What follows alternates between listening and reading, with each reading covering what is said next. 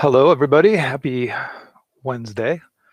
And I'm Alex, and we're going to be doing something today for the next 3 hours. And I'm just going to go and get my monitor up. And let's get rid of this little overlay. All right, cool. So hope everybody's doing well. And as far as what I'm going to work on today, probably Unreal.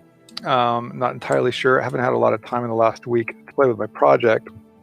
And so for those of you who were around last week, basically we played with ZBrush and Mixer a little bit. And I mentioned that I was going to need to get those assets over into Unreal. And so I have done that. And so basically if I jump over into Maya for a sec. So basically these are the assets that we worked on in ZBrush based on just very simple base geometry. And again, I'm working on my project that I started for the Unreal Fellowship, and that's something that I'm just continuing to work on. And so for that project, it's basically following a character that's making his way towards the underworld, and it's a project called Tartarus. And so I'm now basically working on what will be kind of like the portal to the underworld, which is inside this large, as we can see inside here, large chamber, which is going to mostly be black, which is why it doesn't matter that it's mostly empty. And so anyway, I do my block out in Maya, but we sculpted this in ZBrush and textured it in Quixel Mixer, and then I sent that stuff over to ZBrush. But if I go over to Unreal, this is a file that I showed you guys last week, which I had already kind of blocked out what the stairs were going to look like, but I needed to get this migrated into my actual project. I'm just going to lower this music down a little bit so it's not too loud. And so, but this was like a test scene in Unreal, meaning that I was just testing out the stairs and stuff, but it wasn't the Unreal project I was actually going to work on. And so that's kind of what I need to do now, is kind of deal with getting this migrated so I can start building it out. And so really the purpose of this scene was to test out if I could do this large staircase. So I think before I start working on this, just for those of you who are joining us and don't know what the project is, what I'm talking about, I'll just show that real quick, just so that we're on the same page, and then we'll jump back into Unreal, and then that's fun. And then Aquarius, I just saw your question. Asset transfer workflow between Unreal and ZBrush Maya. Do you need any plugins? No. So it's just FBX moving around. And so if I block something out in Maya, I can export that as an OBJ to ZBrush, sculpt it in ZBrush, and then export that out as an OBJ from ZBrush to bring back into Maya if I need to adjust the UVs. I can then send that as an OBJ or FBX to Quixel Mixer so that I can texture it. And then from Mixer, I'll generally go and save those textures out from Mixer so that I can then import them into Unreal. And that's basically the workflow there. So you don't need any extra plugins. The nice thing is that when you import stuff from Maya into Unreal, even though Maya is Y-up and Unreal is Z-up, the FBX importer can recognize that the FBX was generated in Maya and rotate things for you, so you don't have to deal with that, which is nice. So yeah, so let me just show that the Tartarus short real quick, which is a work in progress, and then we'll jump back into Unreal, and I'll keep playing with that. And so I'm going to just go over to wherever I can play that. Where is it? There it is. All right, so I'll be right back after this plays.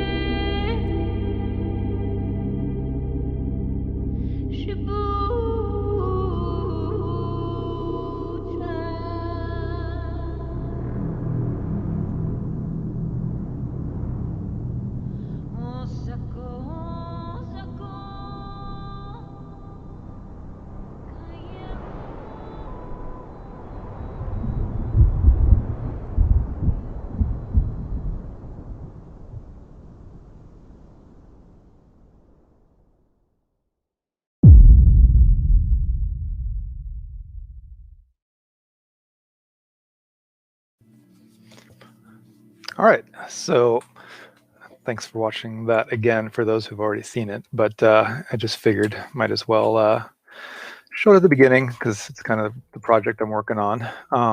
And thanks, Lebowski, and thank you. So yeah, basically that was for the Unreal Fellowship, which is like a 1-month crash course in Unreal that Epic runs, and they've been doing it for a little bit over a year, which is really, really cool. And so basically it's you sign up for the Unreal Fellowship, and which is something you can do through Epic's website, and it's free for those who get in. So they're focusing on professionals that are trying to transition from like Maya, primarily people like on the virtual production space, meaning people that are working in film or broadcast, streaming, etc., that are wanting to incorporate Unreal into their pipeline, people in previz. And so I was able to do that, which was awesome. And part of the fellowship is you have to make a short. And so you've got, it's about 5 weeks long, and because there's like a week of orientation and stuff. And Josh Herman, who usually does the art jam here on Gnomon's channel, is in the fellowship right now. So he's got another few weeks to go, which is awesome that he's getting to do it also. So once he's done with the fellowship, then in September he'll be back, and then I guess we'll probably both be talking about Unreal a lot. And so basically, yeah, in the fellowship you have to make a short. You can kind of make whatever you want. The thing is that since the fellowship's for people who've never used Unreal before, and I'd never touched it, then it kind of limits what you can do in the time period. Because the first couple weeks, you're just getting used to the software, just the basics of importing and lights and moving the camera around and all these kind of basic 3D software stuff that you got to get used to.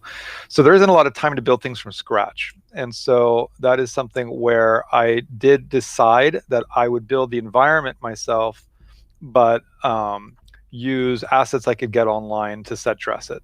As well as like the character and motion capture data that I could get online. So yeah, so if I go and right now I'm in this sort of stair scene, but if I go and open, let's say we go outside to here, and let me go and switch to a different layout. And let's go and switch to, let's see, sequencer. And let me go and grab, let's say, this shot here. And switch to that camera. Okay. So what I have open here is the Unreal project for that short.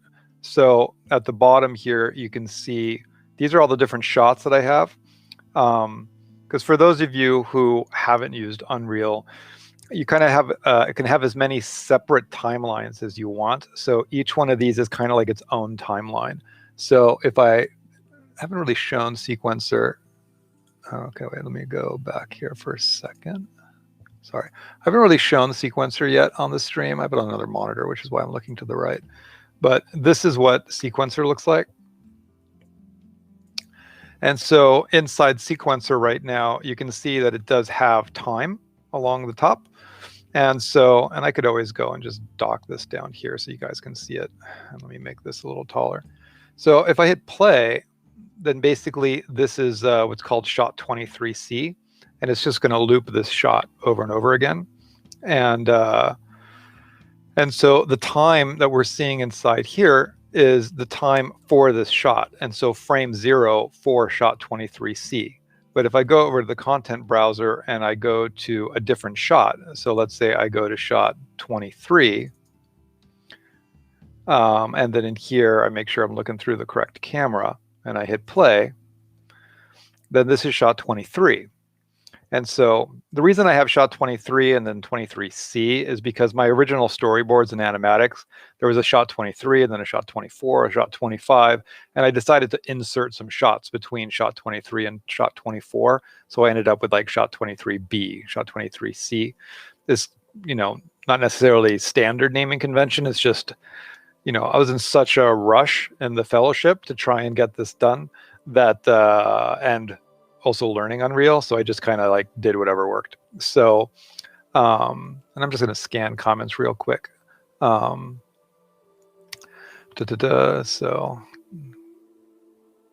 thanks for the nice comments. Pre-drag. So yeah, sequencer is very cool. It's definitely very different than something like Maya. Whenever I save a new version of my Unreal files, all the clips in my sequencer break. I have not had that issue, but I've heard other people have that issue. Part of the fellowship is you're doing it with 100 people. So you're seeing the questions that people are asking. And I was lucky to not have sequencer lose its connections between things, like some people did seem to have. I didn't do like, I kind of, if I go over to constant browser, you'll see I have a separate sequence for every single shot. And I didn't do nested sequences, like a master sequences with nested sequences inside it and takes inside those. People who are doing that workflow, not that there's anything wrong with it, I just think it's a little bit more confusing. And I found it a little more confusing. And since I was on such a limited time frame, I didn't want to deal with something where I could potentially screw up. So I got to be, honest at the beginning. I am far from an Unreal expert. I am still learning it. And so by me having a separate shot for every single sequence, like you can see in here, saved me from really having problems, other than making sure that, if I go into, let's say, shot 22, and I make the camera that's in shot 22 my active camera, this is the opening shot.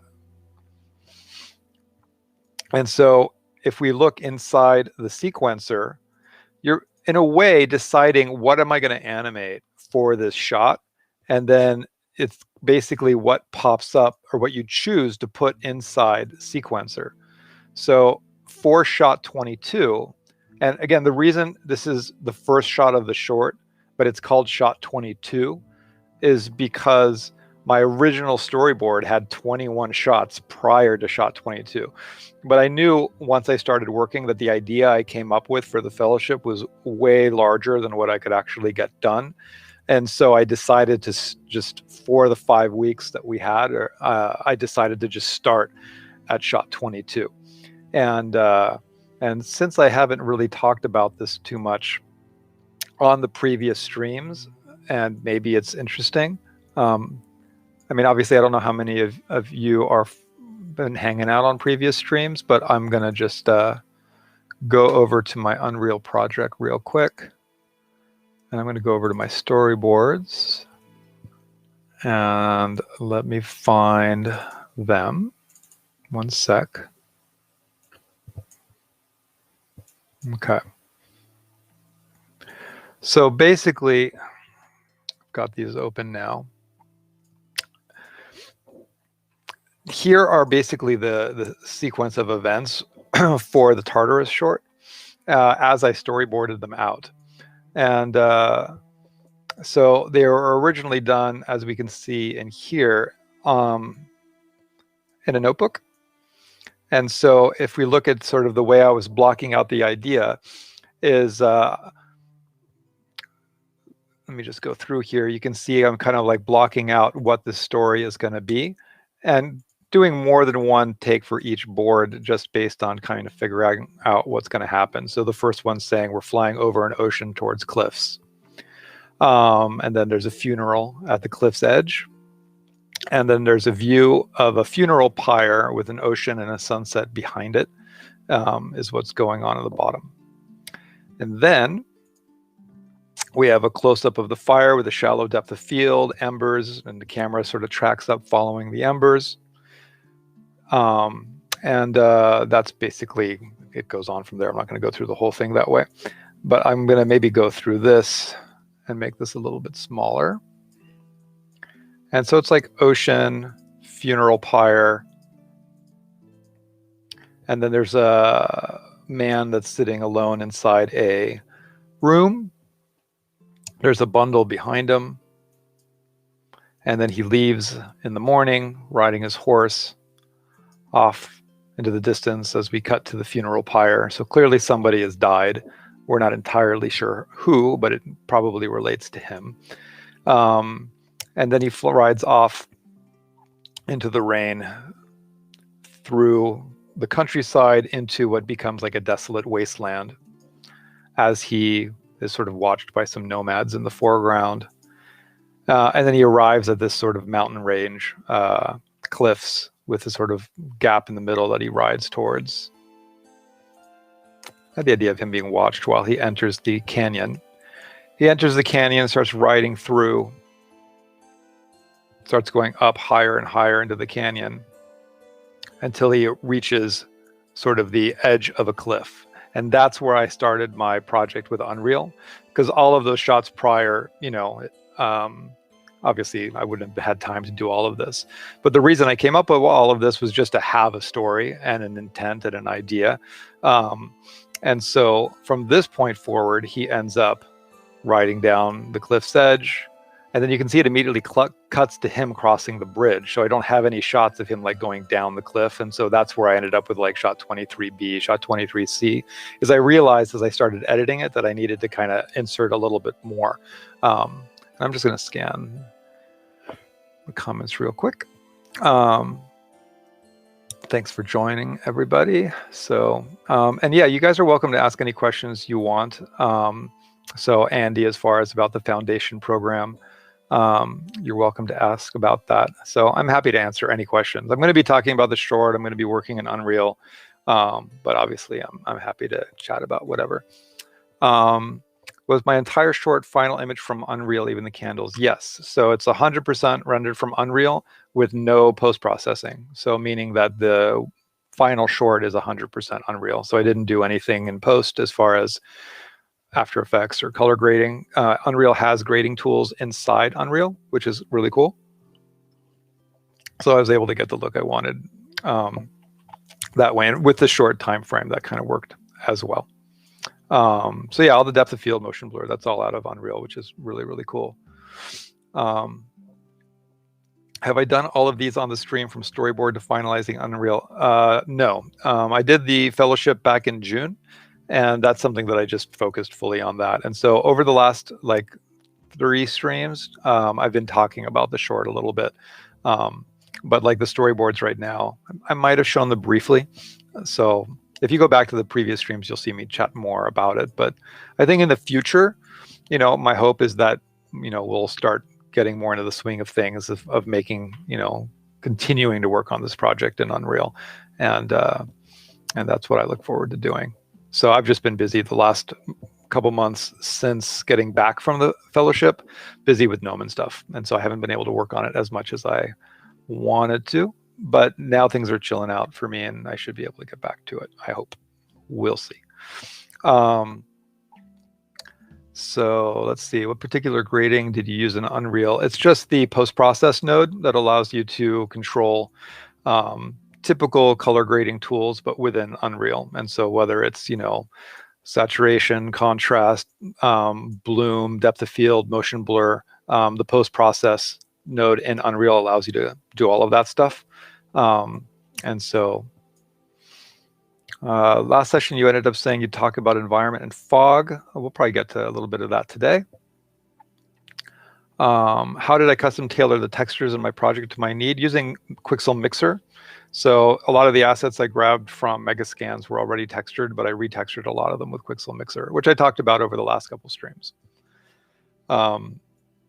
So yeah, so I've got him at the bridge, and then we have an overhead or over the shoulder shot of him looking at where we see the bridge. He's crossing the bridge.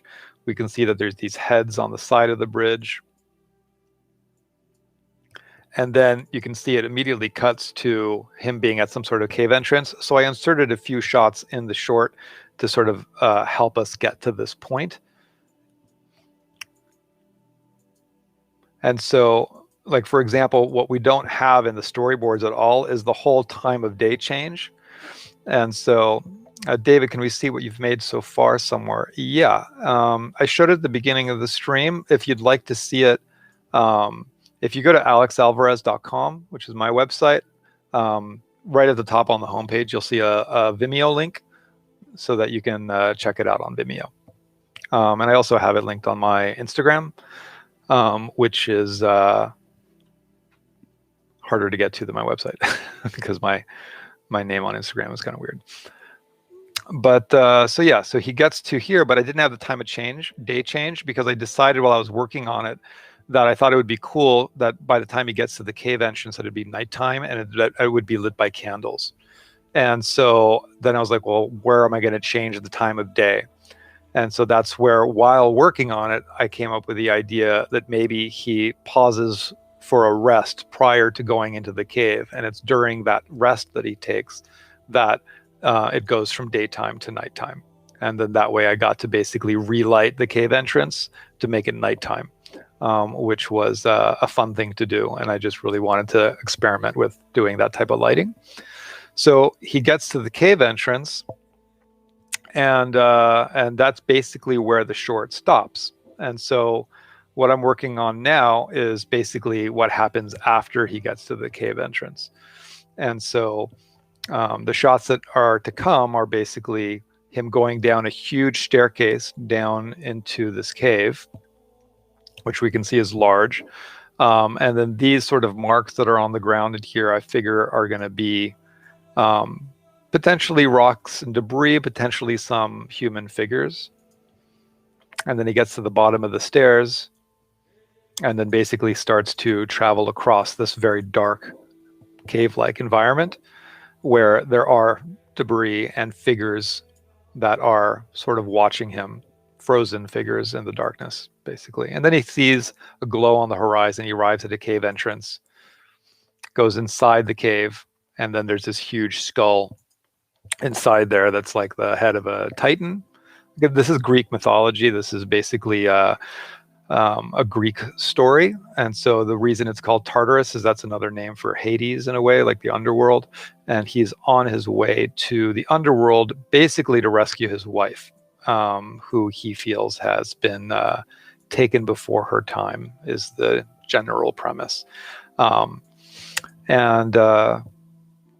So yeah, this is where we need to get to for now. And so what happens next is a figure approaches. This is not what it would look like, but this is just a stand-in sort of blob shape, basically to block his way. And then the figure approaches carrying a bundle, which I still need to get to and add to the previous shots. And he's basically holding a child. And he whispers to the child. The child opens its eyes, and that basically is where it cuts. And so the child basically is like a portal key to be able to get into the underworld, basically. So yeah, so you can see that there's a lot more shots left to do than what was in the actual short. And so if I jump back out here and I just look at my renders, and so this, by the way, is just like my project directory for the short. And so after working on it for 5 weeks, let's see, it ended up being, like 37 gigs of random stuff. But if I go into my renders, not these renders, let me go to sequence renders. These are all my shot renders out of sequencer and then converted to MP4s. Let me just open the last one here.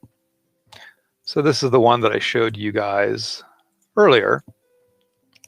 And I'm just going to turn off the audio. So yeah, so basically we can see that he's, starting here,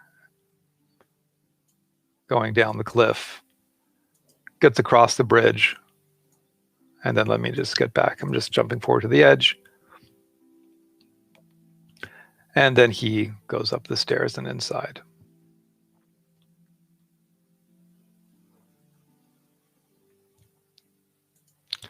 So yeah, so all of that is basically getting us to the same page. And now we are going back to Unreal. So like I said, in Unreal, we've got the different shots that are all done via sequencer. So with sequencer, I've got to basically bring into a sequence what I'm going to animate for that shot. So if I look at this shot, I've got the horse, I've got the camera, I've got a light, I've got my sky, which is the ultra dynamic sky, which is something that you can get from the Unreal Marketplace. Ultra dynamic sky weather, which I used for rain, and then wind direction, which is basically what allows that flag to blow in the wind. And I'm just scanning comments again, one sec. If I understand, the foundation is in modules. Foundation question, Andy. If I understand correctly, the foundation is in modules, so anyone can enroll in any of the 4 terms, correct? Yes, that is basically correct. If so, does that mean no matter when you start, you still take the classes in the order they appear, or would you need to circle back around? to the fall module if you started in winter? No, not really. I mean, we're on rolling admissions, so you can start the foundation year in any term you want. So if you think of foundation as being 4 terms, then you can start term 1 in the fall, which begins in October, but you could also start term 1 of foundation in January, or you could start it in April, or you could start it in July. So if you're going to do the foundation, you should start in term 1. That really is the way to approach it. And then you just do it sequentially through there. And so a lot of people use foundation to build their portfolio. That's a big reason why we added foundation, because a lot of people apply to Gnomon, but Gnomon is hard to get into. It's a portfolio-based application process. So we had a lot of people who were, interested in getting into the entertainment industry, who were applying to Gnomon, but maybe their portfolio wasn't quite ready yet, or they hadn't maybe had enough art classes, because unfortunately, there's a lot of high schools out there that don't have a lot of art classes. It's a shame, and it shouldn't be that way, but it is the way it is. So for a lot of people out there who are interested in art, they have the potential, they just haven't spent enough time focused on it. And so we felt that adding the foundation program would give us an opportunity to have a 1-year track so people could develop their portfolio and then apply. And so we've found that that's been really helpful for people to be able to get their skill to a point where we could understand, their potential, and also, how, if this is really something that was for them and that they really wanted to do. Because we want to make sure if somebody applies to Gnomon and gets into the full-time CG programs, the digital production programs, that they're ready for it, because it's super intense. So yeah, so you can basically start foundation at any point. Can it be done online? Everything's online right now because of COVID, but we are transitioning back to campus in the fall. So once we're reopened in the fall, then everything is back to campus for the most part. Dom models were in Maya, rigging, and Unreal. Unreal doesn't really have character rigging yet, and so rigging is something that you would do in Maya. And so the models are in Maya and ZBrush, and then a lot of the models were from Quixel Bridge. So if I look at this shot as an example, so the whole point of the fellowship is for people to learn Unreal kind of like as like a scene assembly tool. So meaning that you're taking all of these assets that are built in other places, whether it's Maya, ZBrush, Quixel Mixer, wherever, Houdini, and bringing them all into Unreal to put shots together. So obviously you can use Unreal to make games, but the purpose of the Unreal Fellowship is to focus on virtual production, and all the people that are wanting to use Unreal now for more of like a complement to visual effects post-production, whether it's for backgrounds like in The Mandalorian, like on those LED walls, or people that are doing cinematics with Unreal, or people that are making short films with Unreal. So it's a little bit different than like a games pipeline, even though the tool is still Unreal. So, Unreal, while they have been adding some basic modeling tools to it, you're still going to basically do your modeling in whatever program you're comfortable with. It could be Blender, it could be ZBrush, it can be Maya, it can be Max, it can be, same difference really. So you're bringing it all together. So if we look at this shot, and let me just go in here and let's say I move the camera around. So the nice thing is, like, obviously it looks like the final render because it is, but it's still, all real time. And we can sort of go around here and sort of see how things are put together. Or I can go in here and, if I go back, there's keyframes on the camera. So if I move the camera around and whatever, we can see it's just going to lock back to whatever the keyframes were for that camera. And so the set dressing in here is I've got, let me go and look through, let's say, this other camera in here. Let's see, where are we? For the cliff, the basic cliff geometry is something I made in ZBrush, because this whole environment is something that I designed via my storyboards and then had to block out in Maya and then build and assemble in Unreal. But I still had to model the cliffs myself, because I knew that I had to get down the cliffs, for example.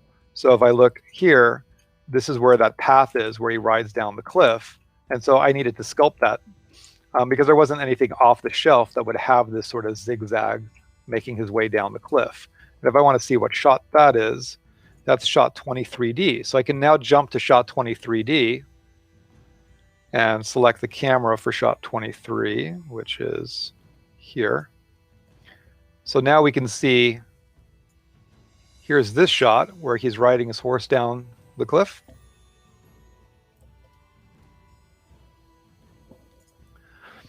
And so if we look out here, then there are things that I got from Bridge. For example, like this Greek statue, I did not make this. And so this is something that I grabbed from Quixel or Quixel Megascans or Megascans Bridge, all the same thing. So if I bring that over here, so this is Quixel Bridge, it's free.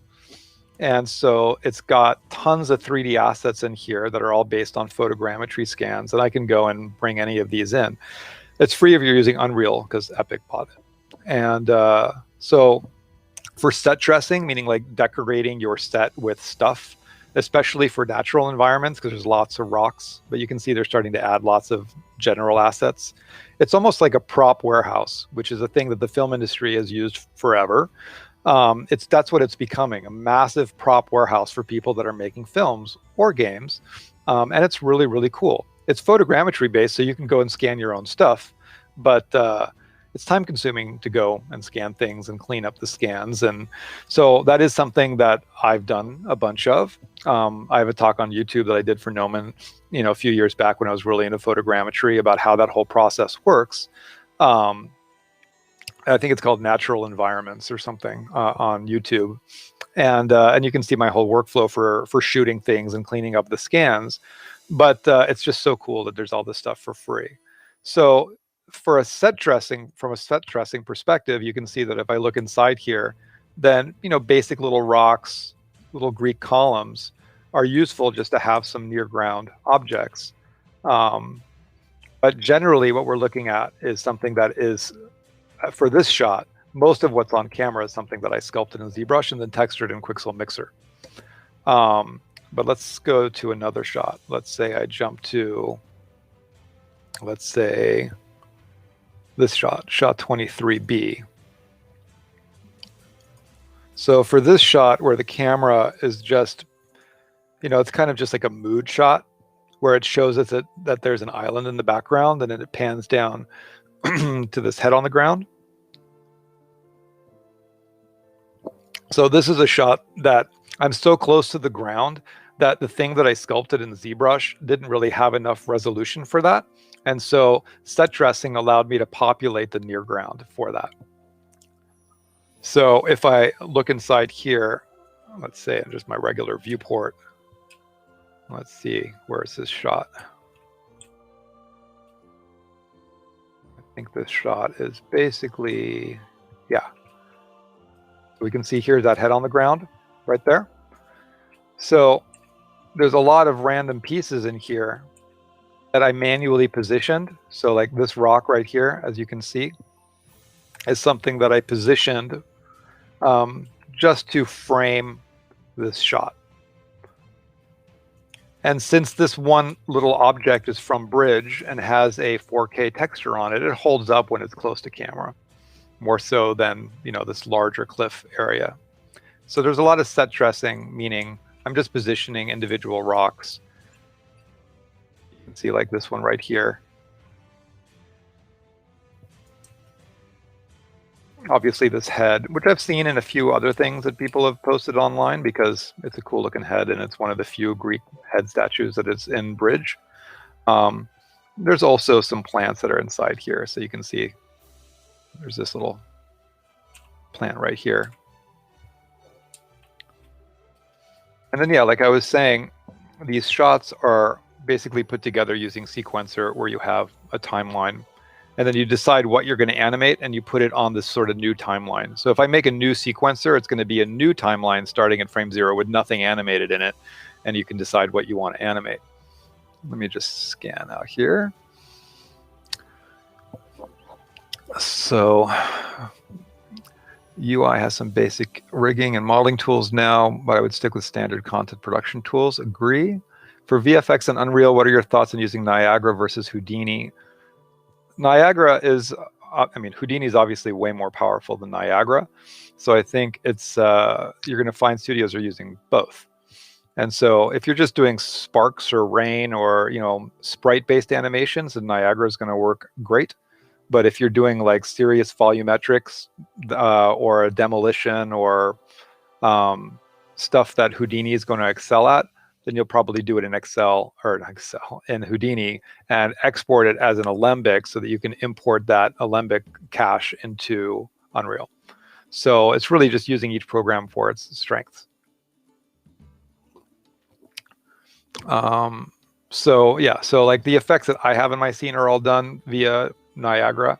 Some of them are older, so from Marketplace, so they might be using Cascade.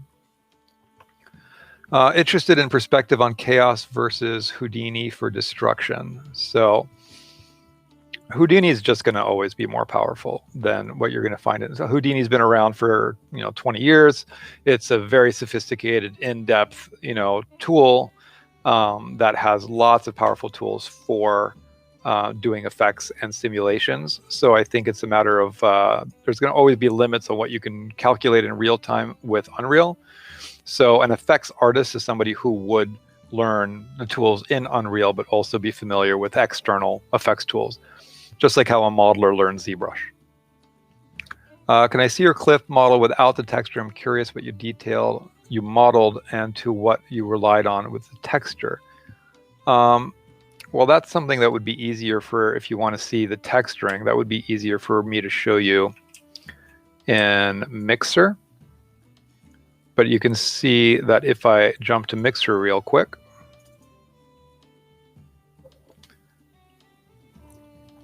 and Quixel Mixer is free as well.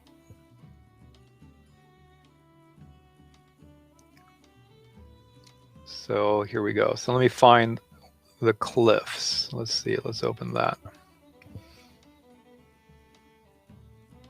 So I'm loading the Mixer file for one of the cliffs that are in the project. And so in ZBrush, it's a fairly straightforward sculpt. I'm not doing any like detailed stuff, high frequency detailed stuff, because that's something that I'll do via texturing. So while this loads, let me see what else. For people who are new to Quixel, they all come with LODs. That is true. And you can get the Z-tool. That's true, which is awesome. Do you decide the camera view movements first and then start defining your scene? Yes. So storyboards basically help sort of block out what the shots are probably going to be. Then I do the cameras, and then basically everything gets set dressed to that. So here you can see the, here, let me switch the lighting.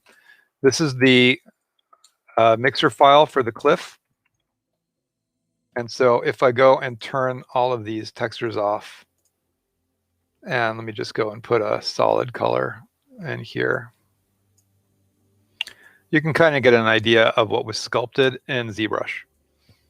And so you can see it's, it's fairly soft. So it's sculpted, but it doesn't have any high frequency detail.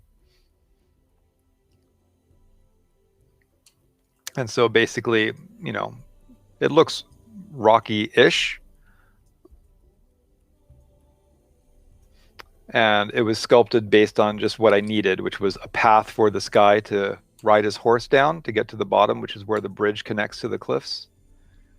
And then in Mixer, I just have a few layers. So I've got some rock cliff layered, which comes from the Megascans library. And then some different colored rock layered on top.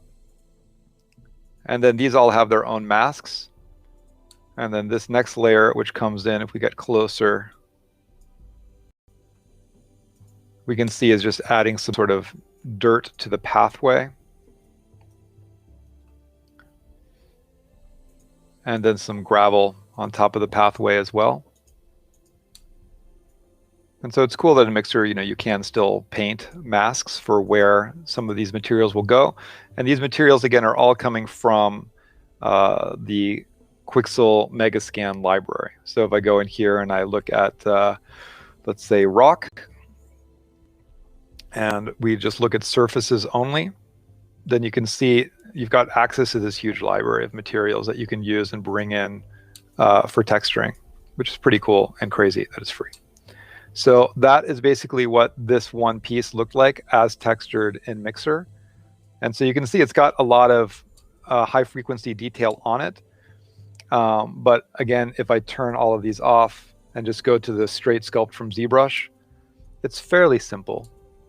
And so, I needed to do the block out in Maya. So that definitely, actually took longer than the time I spent in ZBrush. So if we look at that, like if I jump over to Maya,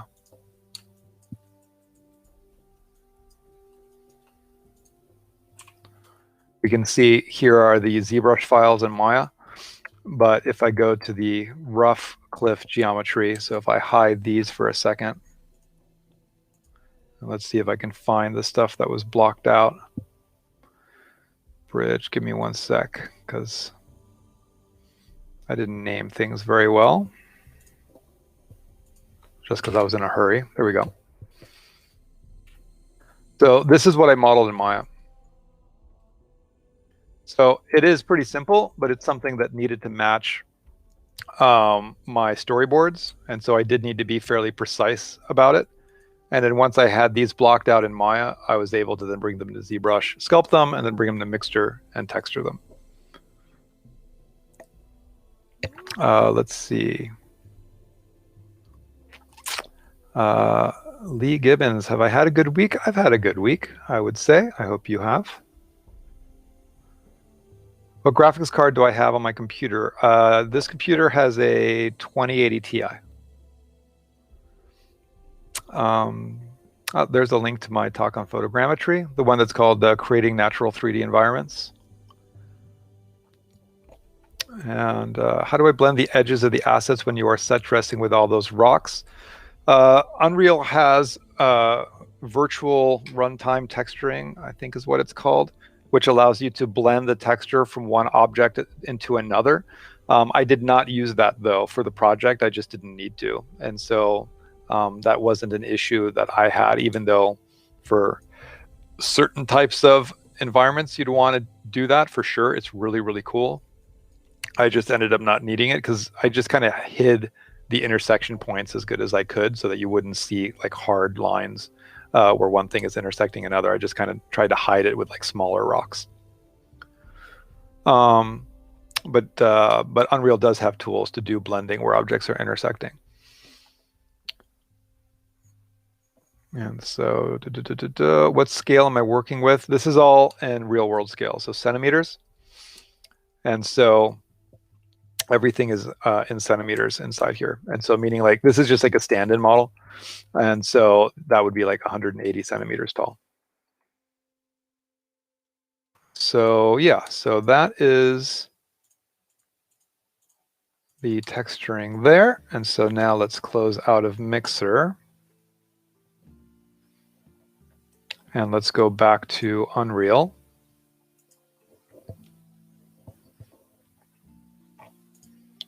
Okay, so let me see if there's any other questions. All right. So we can see that this is, daytime still, but if I go over to my content browser and I jump to a later shot, so like here's a shot that I'd ended up not using. Let's see if that is still working or if that's going to be broken.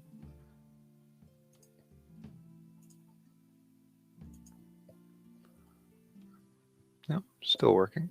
Cool. Here we can see if making it a little bit bigger works. There we go. So this is a shot that I didn't use, but I still blocked it out. So it's basically a shot of him kind of checking out the candles kind of after taking a little nap, I guess. And you can see more of the set dressing that's behind him. And so again, we have something that, all of the rocky stuff is mostly blocked out in ZBrush, but then these statues that are behind him are things that I grabbed on via Marketplace. So let's get out of here as far as full screen. And so for changing the time of day, that's just changing the lighting. And so that's why in all of these shots, so you can see that like now if I look out here to another part of the scene, which is the part of the scene that has the first shot, you know, the lighting has changed here as well as the atmospheric effects and the fog. That's basically because I animated the lighting to be different for this shot.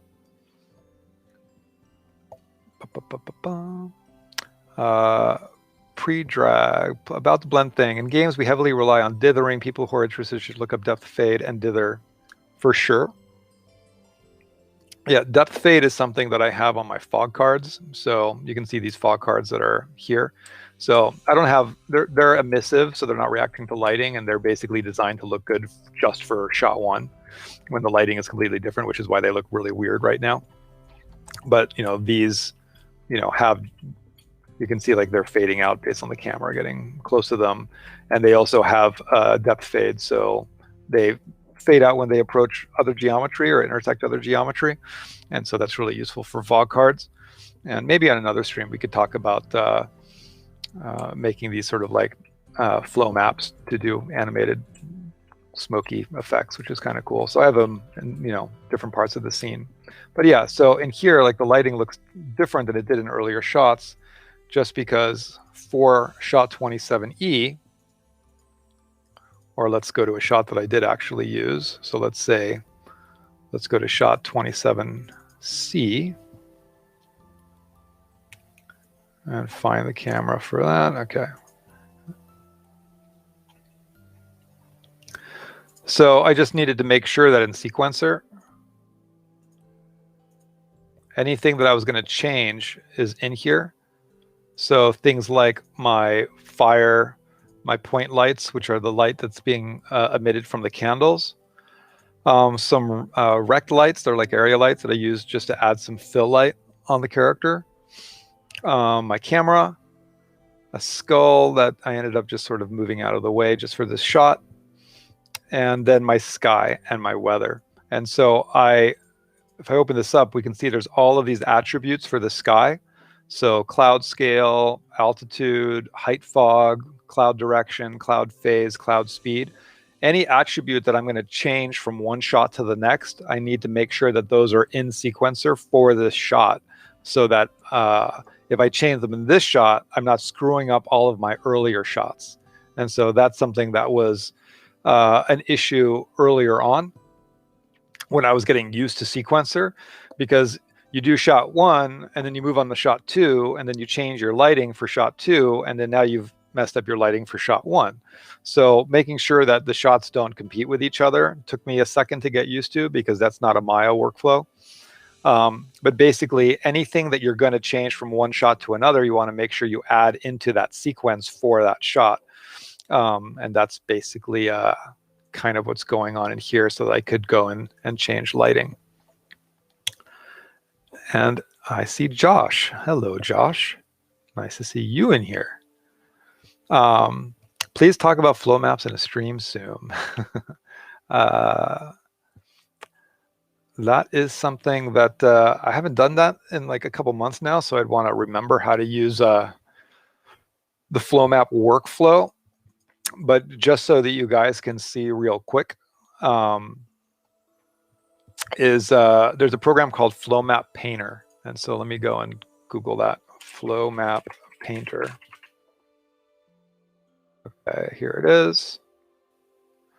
So for those that are interested in flow maps, and here, let me get a shot that's better to explain what's going on here. Shot 22. So let's go there. Okay.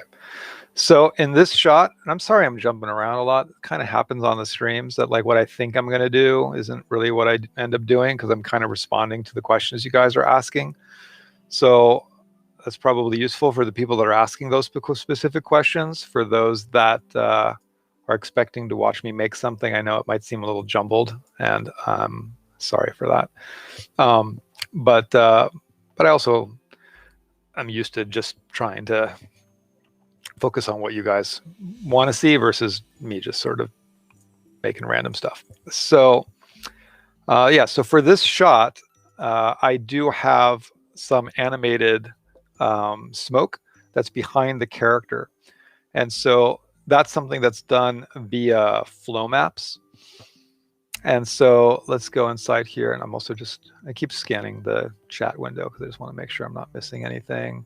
But besides the candles and HDR, did you use other lights? There's no HDRs. I'm just using directional lights and spotlights, point lights, rect lights, just standard Unreal lights. And let's see, there's a skylight as well, but it's not an HDR. It's coming from the ultra dynamic sky. Let's see, Andy, you have a concern regarding foundation. Seeing that you don't live in LA seems to be a bit excessive and quite frankly a gamble to relocate for it, even if I did get financial assistance. Is there a ballpark average for how many students progress from foundation to the BFA? That's a good question. I would say from what I know, and this is, I can't confirm, I think it's like roughly 40% of students transition from foundation to the BFA or the DP. And so because not everybody who joins foundation is doing it because they want to get into the BFA or the DP. So DP is digital production.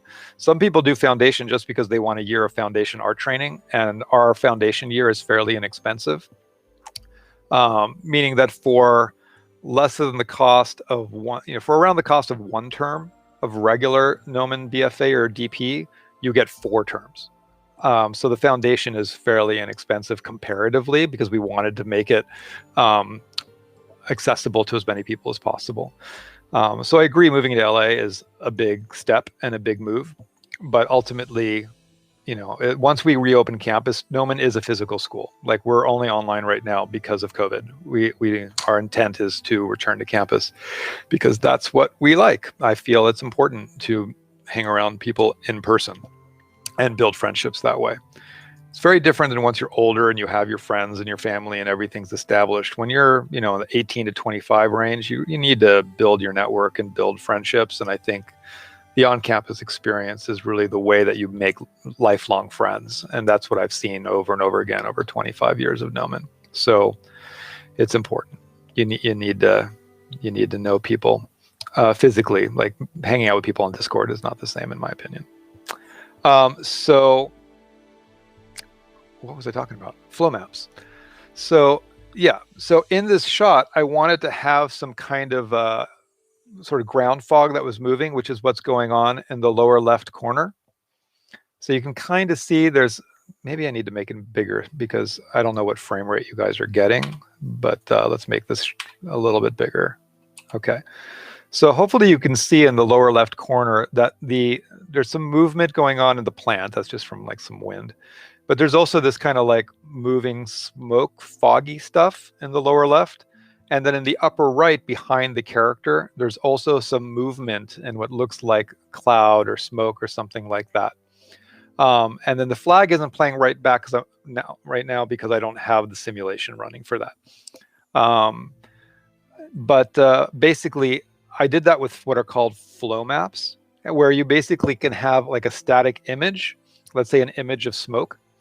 And then using something called a flow map, you can animate a static image with another static image, which sounds weird, but it's really, really cool. So just so you can understand what's going on in this scene, if I go around here, and we're going to end up having to get out of full screen mode so I can select stuff correctly. But in here, let me see, where is that card? Here it is. So here's one. Okay, making sure I have it selected. So if I move this up and down, hopefully you guys can see that is on a card. And when I say card, I really just mean a plane. Okay, so I've got a flat plane in my scene. And on that plane, I've got basically some animated smoke, or fog or steam, but it's not a sequence, right? So it's not like I made some animated smoke and rendered out a sequence from Maya or Houdini and then imported that animation onto a plane in Unreal. You can do that, and people definitely do that. But for this, I wanted to try the flow map technique because it seemed pretty cool. So I think a lot of people that are curious about Unreal got really inspired by Rebirth, which was a short that Quixel made, which was kind of showing off the Quixel assets. And it's really, really cool. You can see it on YouTube. And there's a lot of atmospheric effects in Rebirth. And so if I go to Rebirth Quixel, just so you guys, if you haven't seen it, this is what I'm talking about. And so it's this short film that now is a couple years old. They have a couple making ofs that you can see for free online also from Quixel that are not super in depth, but this one right here, Create Photoreal Cinematics in Unreal, I highly recommend checking that out. And basically, as you can see just in like this image, that it's a very foggy scene that was made. And in watching the making of, they do talk a lot about the fact that they're using a lot of cards, a lot of fog cards, and some animated sequence and flow maps as well. So I kind of wanted to try that out, because if I just sort of move forward to some different shots in Rebirth, it seemed clearly very effective. It's something that you kind of need to do. It works well if you're working on a cinematic or an animation like this, because you can really position them to camera, because since it's a plane, it doesn't necessarily look good from the side, right? And so meaning this fog card that I have right in front of me next to this rock, if I look at it from the side, then it disappears because it's just on a flat plane. But when I have something like this, where my camera is really just moving a little bit, which is kind of generally what cameras do in shots, you can kind of get away with it. And then you just adjust the lighting on that card to work with the lighting for this shot. So behind the dude, I've got some more of them. And so we can see that there's some more flat planes here. And so if I select this one, you can see there's another one. So what's going on with that? Well, basically, it's surprisingly simple. So if I go with that card selected, it is just a plane. And if I look at the material that's on it, let's find that material. Okay, so this is the material that's on it. And this is the texture that's on it. Okay. So this is the image that I have on that card, on that plane. And it is a static image.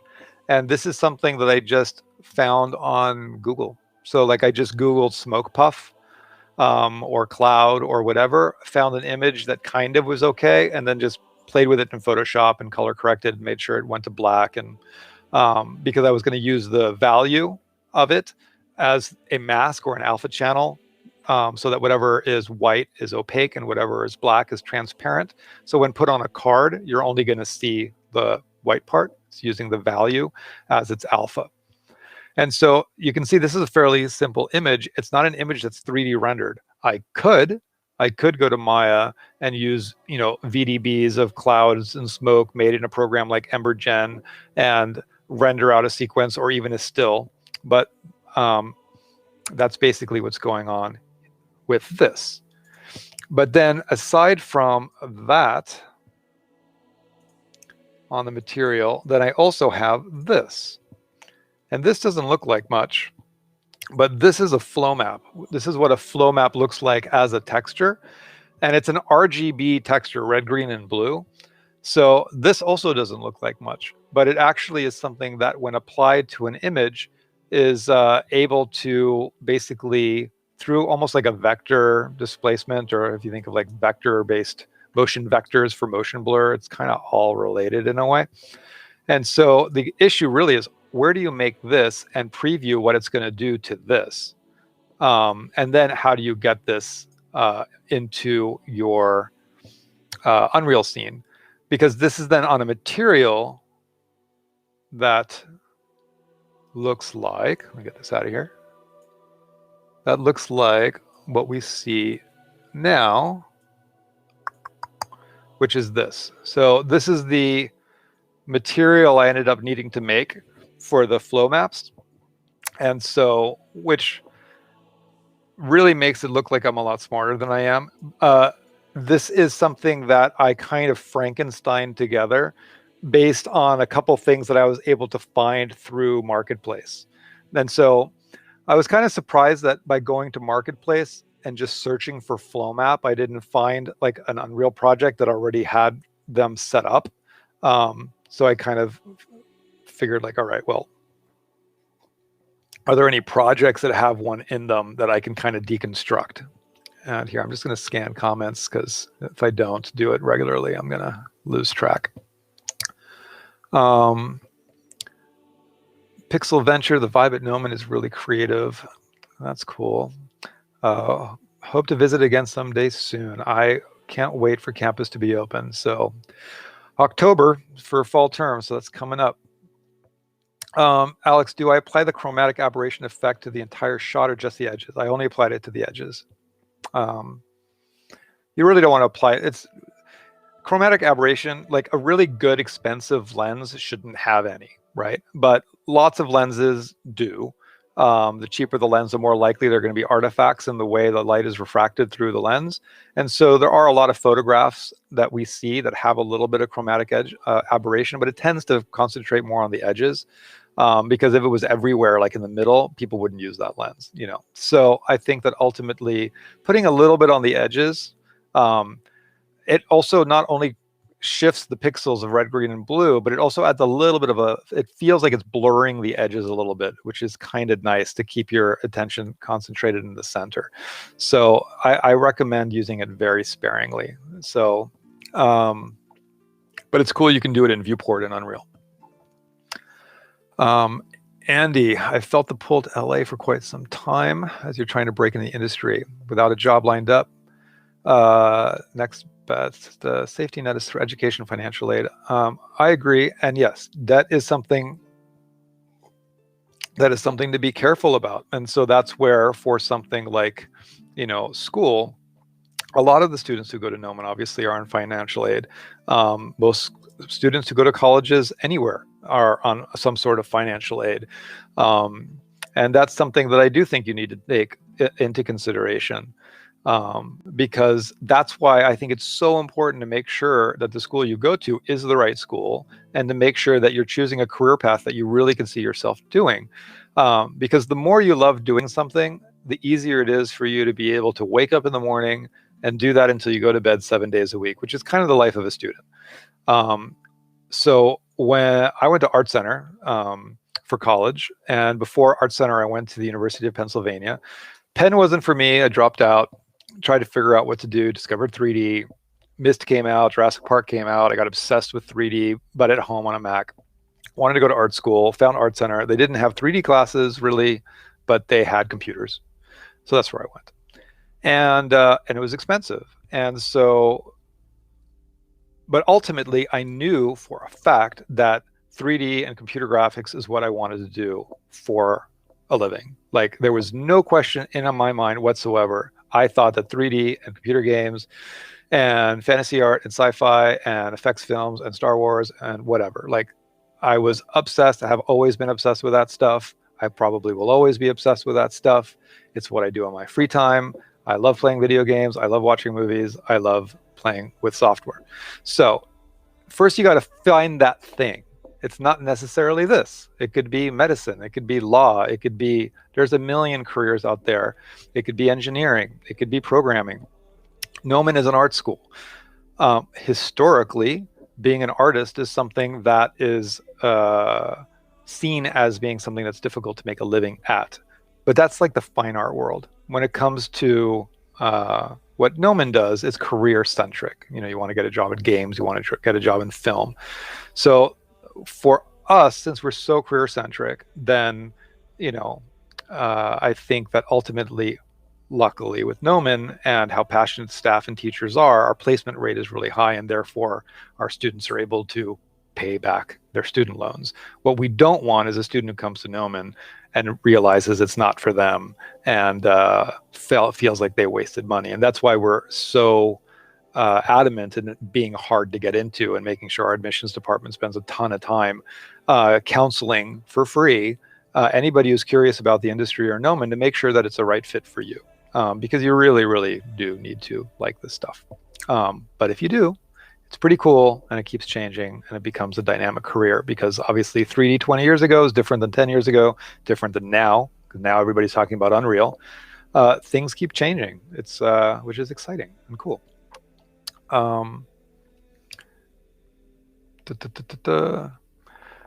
AC challenge. So just checking, Xander, and you have mentioned classes are resuming in the classroom. Which classes do you plan on continuing online that are not foundation? Pretty much everything is going back to campus. So there'll be some stuff online, but pretty much everything's going back to campus as far as the current plan. Looks like your guitar pedal rig. I know, that's basically what's going on with nodes.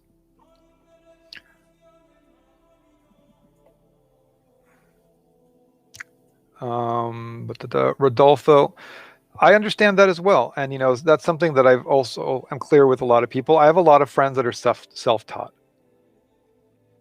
I'm never going to say that you have to go to Gnomon to have a career in the industry. Of course not. There are a lot of places, or options from self-training to YouTube and tutorials and things like the Gnomon Workshop, which is our online library.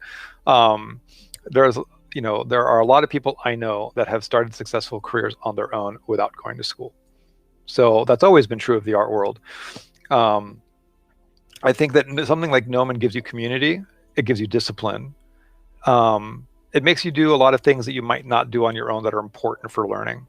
And having an environment where you feel the pressure from when you wake up till you go to bed 7 days a week for 2 to 4 years tends to cause people to improve faster than they would on their own. And so I think that for some people, it becomes an intense crash course experience with a group of like-minded people, and it creates a strong bonding experience for people to go through something like that, while knowing that you're going to have 85 teachers and they all work in the industry. So you're going to make a big network and know a bunch of people that are working at studios once you get out, which helps you get jobs. So there's benefits to it. But if you're somewhere where you feel like I'll never be able to go to Gnomon or move to LA, it's too expensive, I can't afford it, like, don't beat yourself up too much about that. As long as you have passion, you can really become a good artist and get a job in the industry. So that's something I believe to be true. How is important as a 3D artist, environment artist, building my portfolio to make actual 360 playable levels versus looking at what angle rendered image? Should I do a little of both? I think a little bit of both is good. I would recommend, if you look at like the Gnomon Student Gallery and look at the type of work that's in there, that's all examples of student work. Our placement rate is over 90%. So all of those students, all of that student work you see, all of those students got jobs based on that work. And so that kind of helps you to understand where the bar is of how good you would want your work to be. But making full 360 playable levels is not necessary if you want to be an environment artist. If you want to be an environment artist, it's more like, can you make a rock? Can you make a tree? Can you sculpt a cliff? Can you do layout? Can you model architecture? Can you model new man-made architecture versus, rugged, architecture from antiquity? There's a range of stuff that you would be expected to be able to do as an environment artist. Just like how a character artist should be able to do more than just a naked character, right? Meaning clothing and accessories and all those stuff become important parts of being a character artist.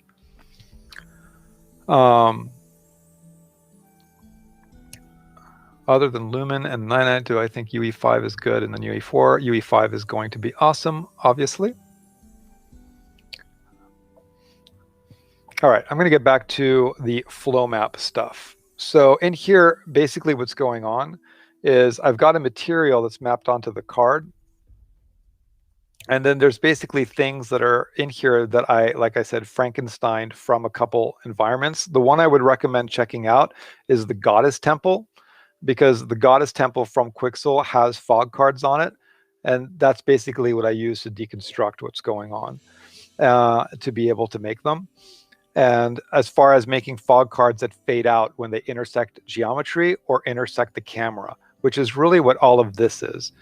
And so this stuff that's down here, the Fresnel depth fade and the pixel depth offset, I basically stole this node network from the fog cards in the Goddess Temple. So And when I say the goddess temple, what I'm talking about, let's get out of here. Let's get out of here. Let's launch. Oh, and actually, that was something I did want open. So I'm going to show you. Where's my Unreal? Unreal project, fellowship project, sequence renders, MP4. So I've got some flow map tests inside here as well. And then let me launch the Epic Games launcher.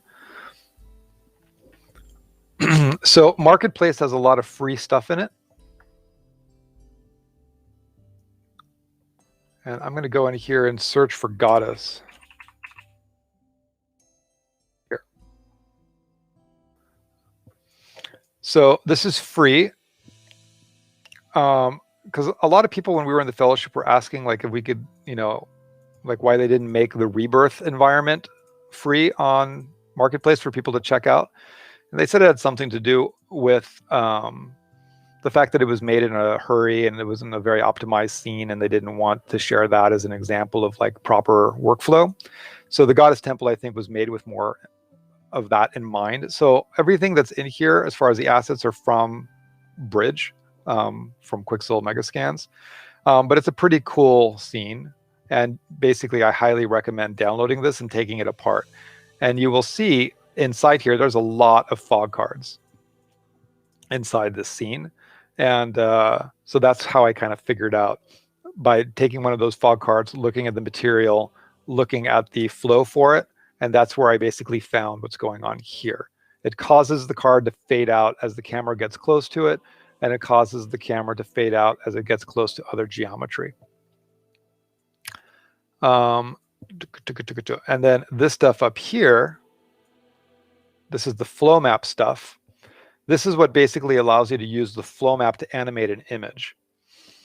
And so if I first show you what that means, I'm going to find flow map painter. Maybe. Let me see if it's in here. Flow map. Oh, let's see. I'm going to need to potentially download it.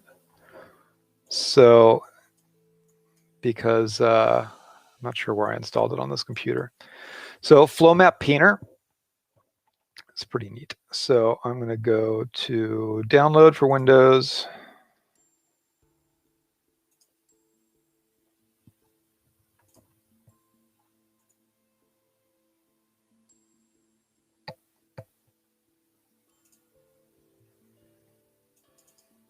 Okay.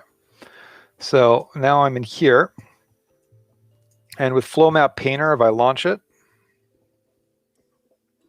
asks for a resolution. All right. So this is like the default image that it comes with. And then you can see that I've got a brush. And then if I click with the brush, hopefully you can see what's happening, is that it's starting to animate that texture based on what I did with my brush. And so I'm going to go and clear that. So I can increase the radius of the brush and the strength of the brush. And that's basically the idea. So you obviously could use it to control something like water flow on like a water texture that could be applied to something. But for something like smoke or clouds, that's where I was able to use it to create flow maps. So this is a free program, which is pretty cool. And if I want to, let me see inside here. That's to clear. Paint mode is 1, 2, 3. So let me clear that. So yeah, you've got different settings inside here. So instead of painting in a direction, if I hit 1, 2, or 3, those are hotkeys. So 1 is going to make it move in the direction that I painted. I hit 2, and you can see they're going to go out from that center. And then if I hit 3, they're going to sort of twist. So when you apply this to smoke, basically you can get these little flow maps. And then you basically save it out, you bake out to texture, and you load that into Unreal as a regular texture. And then in your material is where you kind of set it up. And then let me see, load, control. I want to see if we can toggle. There we go. So that's what you're painting. So that's what the flow map looks like. And then again, the end result in Unreal is the fact that I'm able to have this moving smoke based on a static image. So again, being able to have an image like this move is based on making those flow maps again in Flow Map Painter. And then you can load your own image in here. So I'm just using the image that it comes with. So here I'm going to scan some questions again.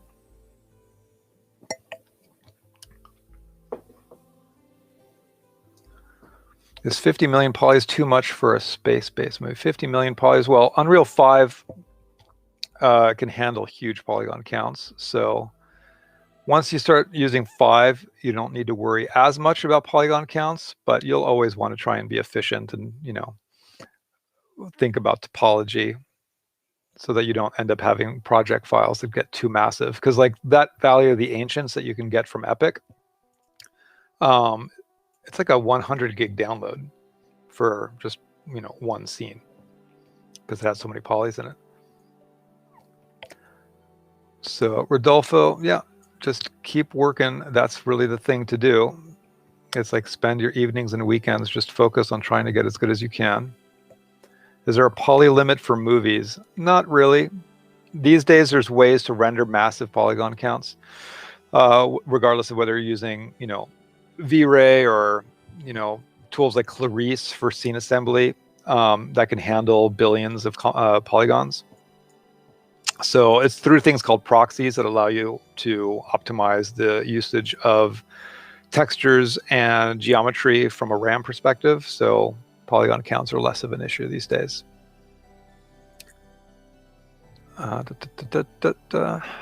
Edison, didn't think you'd see me talking about Unreal materials. Yeah, I mean, I feel like every couple of years, like I'm playing with new tools. It's pretty awesome. Yeah, there's definitely a lot of good artists that have come out of Brazil. Obviously, there's, you know, Rafael, Glauco, Chris Costa. How important is composition for an environment artist? Well, composition is everything as far as designing a shot. And so if we go into Unreal, you know, everything about any one of these shots that might make it pleasing or might help it tell the story is based on, you know, composition, where you choose to put your camera, where you choose to focus your lighting, where you choose to focus your animation. You know, composition is a very important part of making sure that the audience understands what they're supposed to understand out of a shot. Because every shot exists in a movie to tell a story. It's different in movies or sequential storytelling than it is, let's say, in a video game and the way things are thought about. Now, obviously, there's certain games like Uncharted that are very linear in a way and definitely are really controlling the way composition is handled based on where the camera automatically goes as you're going through certain sequences of the game, or Last of Us or Last of Us 2 or whatever, as opposed to a truly open world game like Witcher 3, where they're not really locking off your camera as much. But anyway, it's like composition is very important to make sure that, like, if I want to not be confused or don't want the audience to be confused about what they're supposed to be understanding, composition is a very important tool. So any artist that you're into, composition is something that they definitely think long and hard about, and it's something that you can definitely study in a lot of different ways. But film is a great way to study that for sure.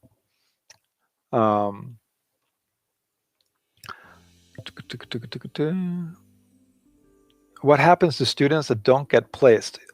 You know, the placement rate is we're required to report placement based on people getting jobs within 6 months.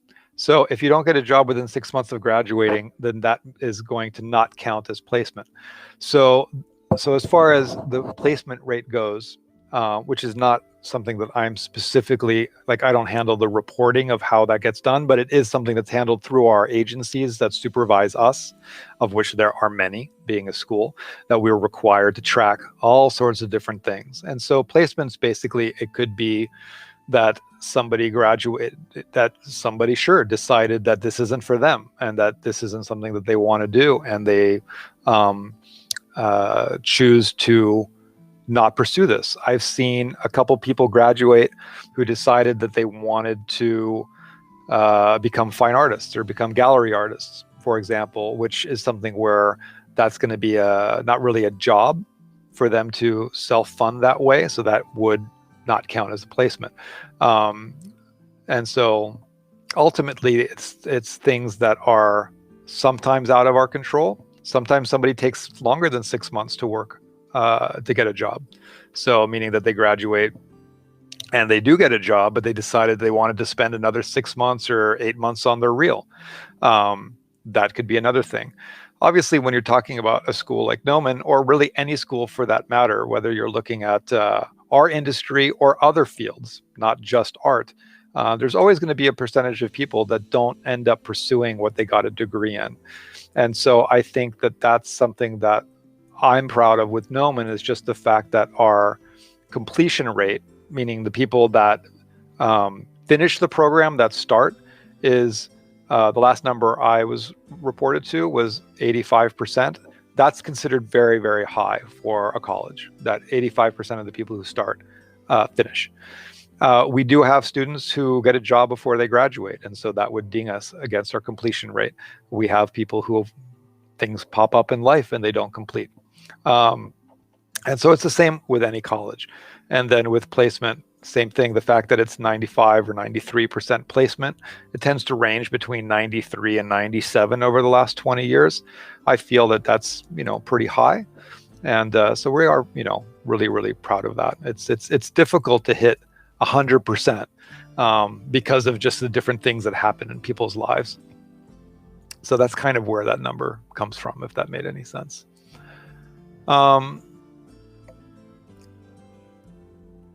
Let's see, question regarding specializations.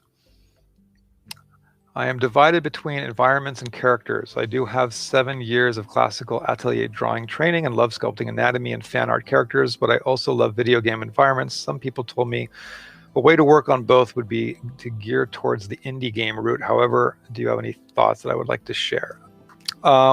I started as a character artist and did character stuff for years and didn't get into environment art until way later. And so I think ultimately, I grew up mostly drawing creatures and characters and superheroes, and once I got into high school, more like dark fantasy type drawing, just like demons and skulls and all that kind of stuff.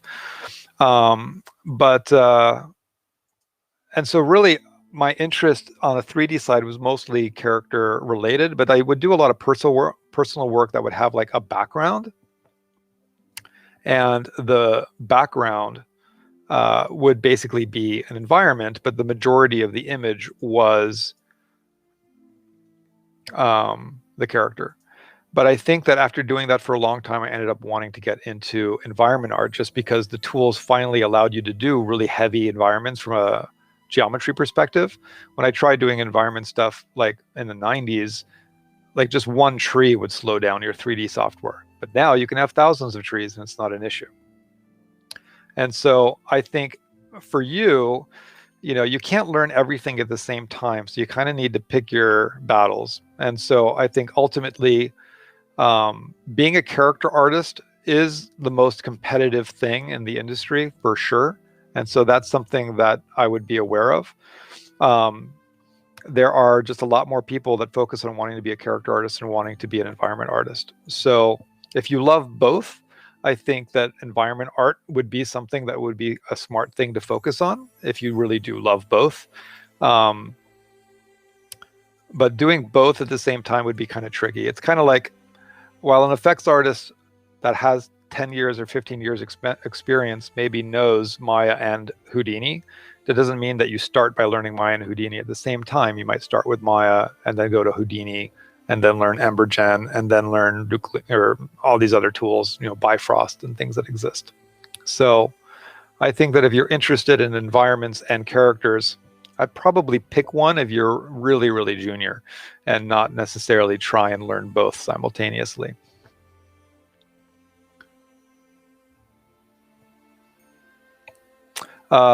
Jacob, you can see flow map edited photography on Instagram all the time. That is totally true. Like once I learned about, once I got this program, I now finally understood like all those ads I see on Instagram where it's like, take this image and animate the water by just drawing a line on it. And then all of a sudden I was like, oh, it's this. So yeah, totally. It's funny. So yeah, no, flow maps are cool. I didn't do a super thorough explanation of what's going on in here because I feel like I'd want to save that for like a separate beginning to end kind of talk, because this talk is so fragmented. But basically, like I said, get the goddess temple and you'll be able to deconstruct the fog cards in there for this. And then for this, I actually learned how to do this via YouTube. But there were so many, this is the problem with YouTube, there were so many things on YouTube that weren't what I wanted. So I know that if I went to YouTube right now and Googled flow map, for me to find the tutorial that finally had the answer I wanted would take me a minute. But I did finally find it. So basically, this is a combination of I couldn't get the information that I wanted, so I kind of just had to figure it out via YouTube. And we all end up using YouTube for stuff, but I think it would be useful to have like a concise short tutorial just on how to do this. And maybe that's something that I could save for another stream. I don't know if it would be an art jam stream. Maybe it would be a stream of just like, let's take 20 minutes and just talk about how to set this up. Am I going to THU this year? No, I am not.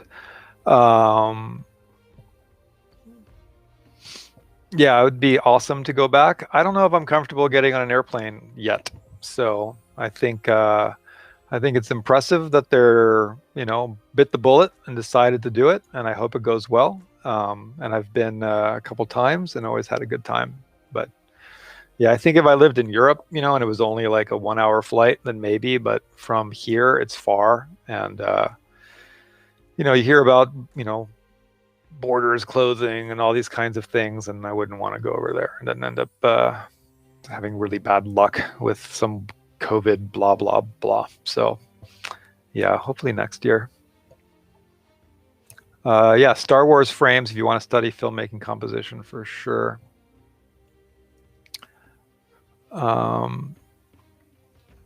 What's my opinion, Callum? What is my opinion on Unreal as a tool for previs and layout with the film industry based on my experience? How did the Epic training go with this area? We are looking to improve our workflow at our studio, but our proprietary render in Maya is still the end output.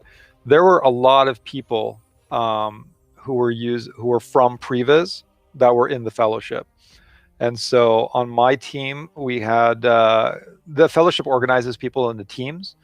And so basically there's 100 people, or there were 100 people in my group, which was the spring fellowship.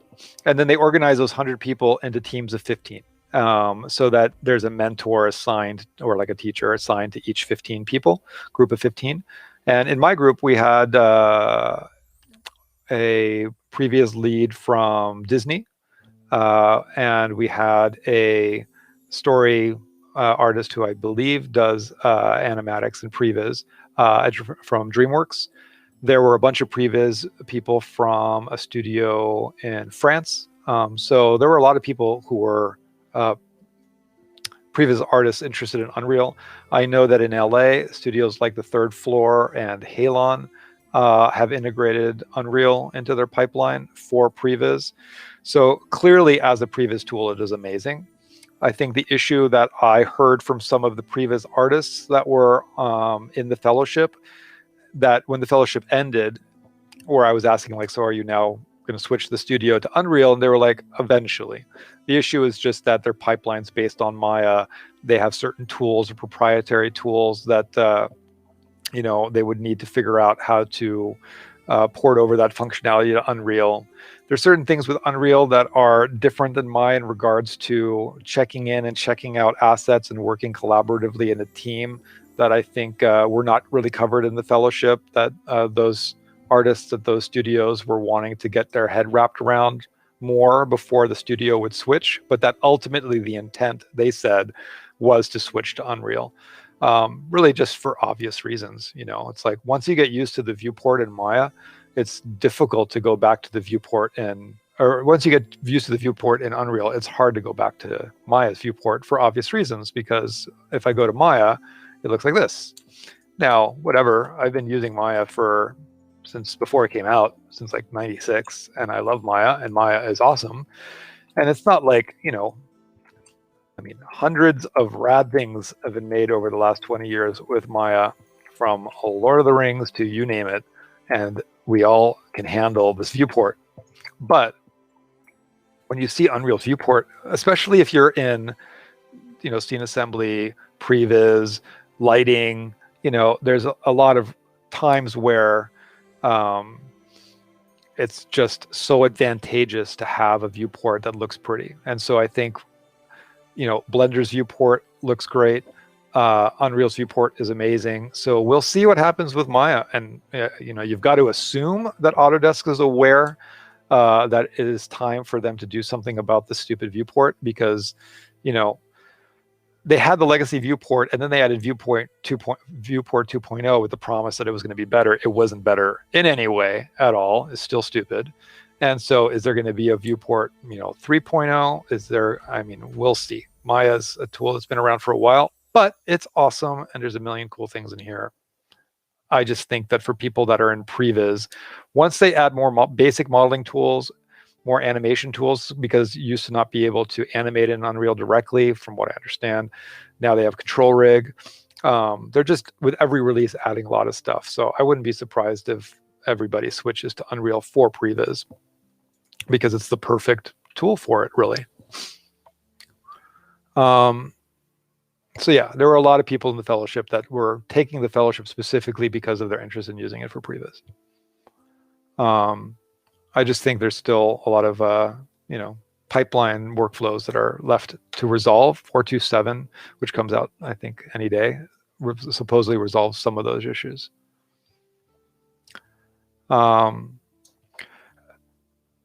Moonjaw, as an environment artist, how many software do I need to learn to get a job? Well, a lot.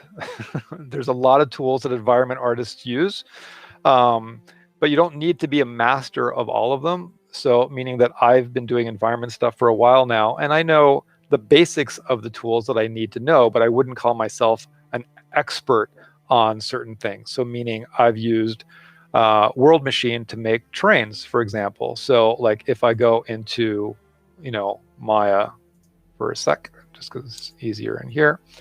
So like if I go and look at my shells, like, so I've got my, we can go and make a new scene real quick in Maya. All right, so I've got a new scene in Maya real quick. I'm just going to make an empty scene. So as an environment artist, like, you need assets to build your environment. So if I look inside, different things that I've made in here, then like I've got a shelf here that has kind of like the Megastand stuff, but these are things that I made. So here I've got a scan that I did of kind of like a cliff. And now, obviously, if I want it to look nice, then I'm going to have to jump over into Redshift, assuming my license is active. So let's give it a second to wake up. Okay. All right, there we go. So now in here, we can see I've got this in Maya. And so, as photogrammetry became a thing, it became pretty obvious that it was really useful to be able to get certain assets like rocks and whatever done this way. So if I go to my rocks shelf and, I click another button and import, another object. So now I've got this little rock that I just brought inside here that I can go and scale up. And so now I've got that photogrammetry asset. So what does that mean from a software perspective? Well, I learned how to do photogrammetry. But to do that, I needed to learn photoscan. There's also reality capture, which was bought by Epic. But these are really easy programs. So ultimately, for me to learn how to do this, learning how to use reality capture or photoscan only takes a couple days. They're not very big programs. But the thing is, you have to clean up the scan data. And then that's something I had to do in ZBrush.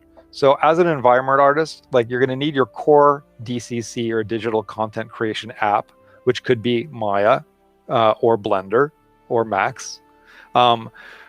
Unreal is not that. Unreal is like scene assembly. You're bringing everything together. So you need your core program. So if your core program is Maya, you need to get comfortable with that.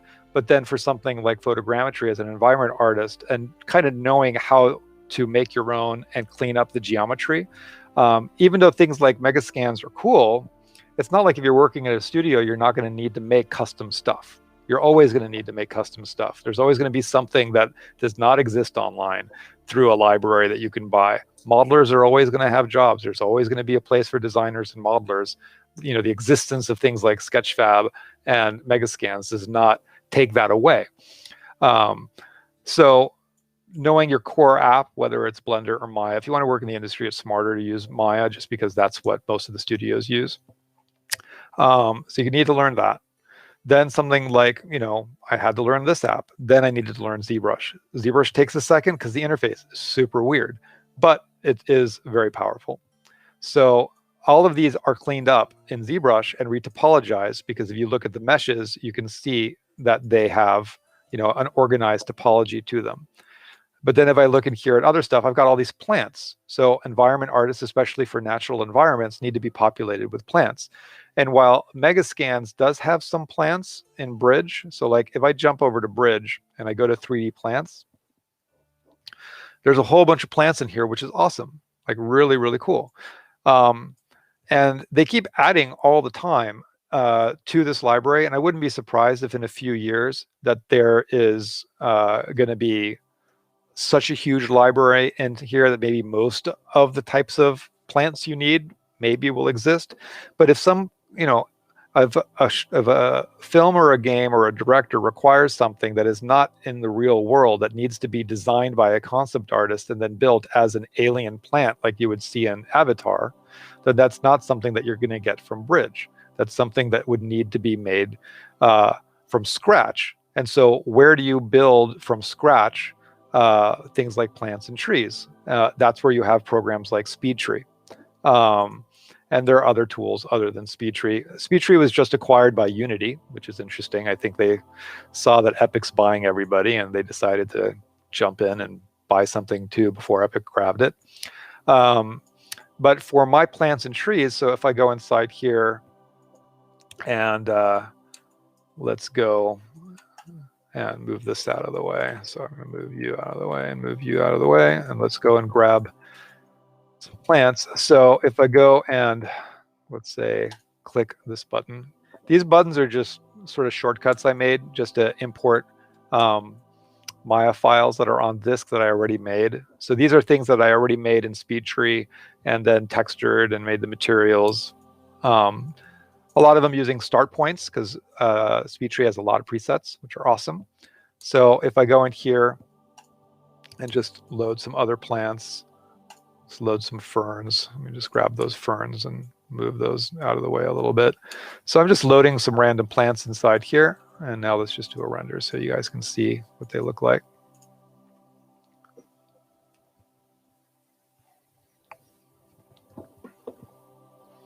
All right, so there's some plants inside here. Let me grab the sun. Where's my sun?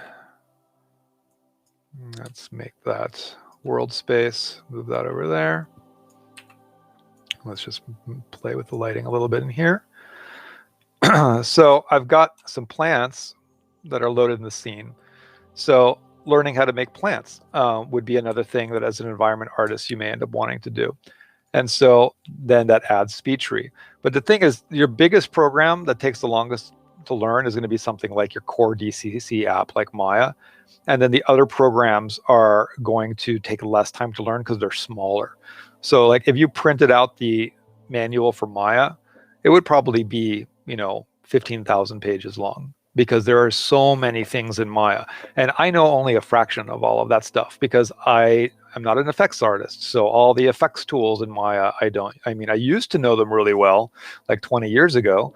But when I was really into effects stuff. But now the tools have changed and evolved, and I haven't stayed on top of them. So all of the Bifrost stuff or fluid stuff that's in Maya, I don't know.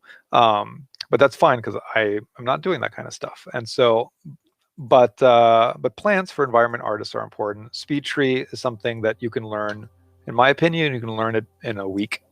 So compared to Maya, which you wouldn't learn in a week. So I've got all these different, plants that I've made that I use for set dressing for different scenes. So like if I go in, like if I open the first image that I used,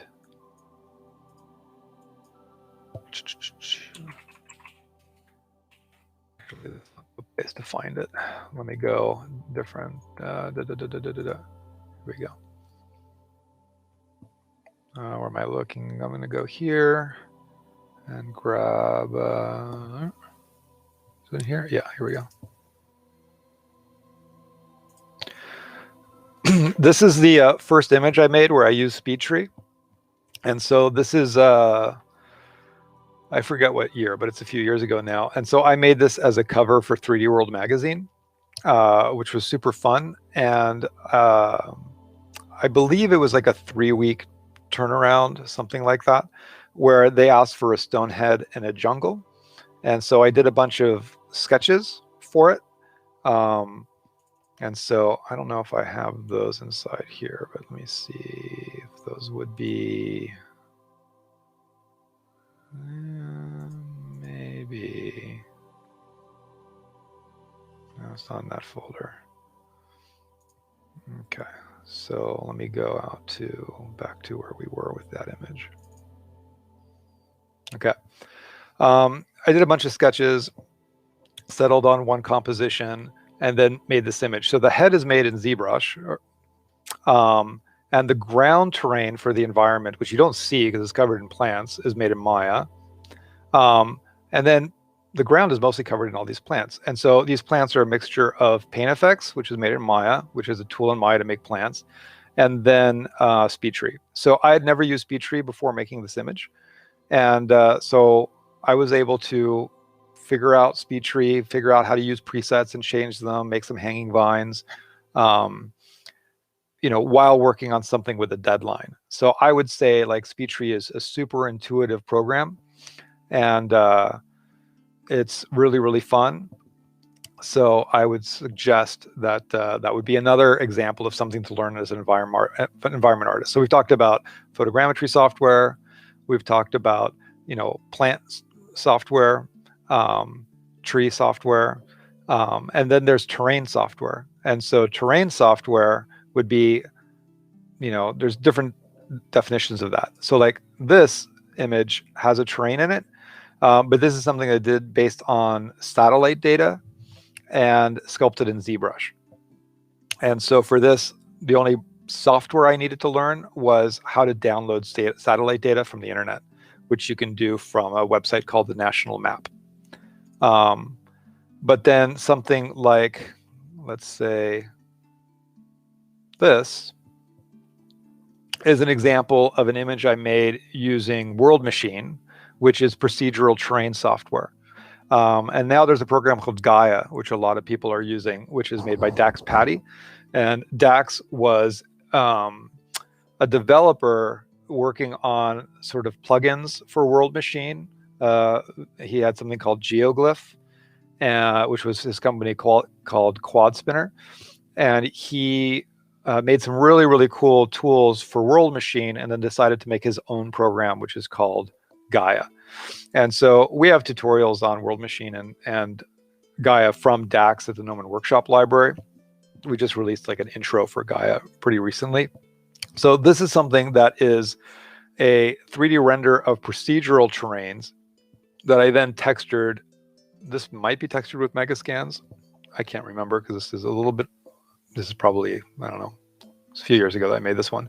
So, but we weren't learning something like World Machine or Gaia would be another thing I'd recommend. But those tools, again, don't necessarily take that long to get comfortable with. But it can feel overwhelming because there's so many tools. So that's just the nature of being a 3D artist when it comes down to it. So at the beginning, it's kind of tough because you're just a little overwhelmed. But as long as you find it to be exciting and cool and just plug away, again, some of these auxiliary tools you can learn relatively quickly. So, and that's pretty much, you know, the range. So terrain software, plant software, photogrammetry software, you know, your rendering might be Unreal or something like Redshift or Octane. So it's a few different tools, but I would start with your core DCC, meaning start with Maya and then like expand from there. Would be the smart approach, in my opinion. Let me just sort of scan. Which artist in the production chain gets paid the best? I have no idea. So I think, well, I would think that if there's something that is super competitive because there's a million people out there that do it, then it's going to be easier to find people that do that. And therefore you might not have to pay as much. But if you have somebody or a position that's really hard to fill because very few people do it, then that position might command a higher salary. That's really the way to look at it. But I don't think that that has anything to do with how you should view what you do. I think that you should choose what you do based on what you like. And that's kind of how it should go. So meaning that if you love environment art, and that's really something that you're super, super passionate about and want to be an environment artist, I wouldn't worry about whether or not riggers maybe make more money than environment artists, which isn't necessarily true. I'm just saying that that would not really concern you because you wouldn't choose to be a rigger just because you heard that riggers make more money than modelers. Because what if you hate rigging? But ultimately, if I look at Gnomon and we look at our grads, a lot more people come out of Gnomon as modelers than riggers. And so I know from Gnomon that, you know, riggers get snatched up pretty quickly because there just aren't as many people who go into rigging. There aren't as many people who go into effects. So smoke, fire, bubbles, all that kind of stuff, which, you know, I think people think effects is like hard. And there are a lot of tools to learn for effects, for sure. And, you know, they can seem fairly technical. But ultimately, you know, there's a lot of disciplines in our industry. But if you look at something like, you know, like rotoscoping, which has become a lot easier to do, and the tools are very powerful now as far as how much automation there is in rotoscoping. And so that's not a very creative position. It doesn't take long to teach somebody how to do it, and therefore the pay rate isn't great for that. And it's also not a very creative position. So that's kind of my perspective on that.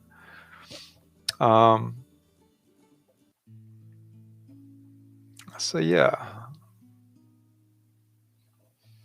Okay. So that was all sorts of random stuff.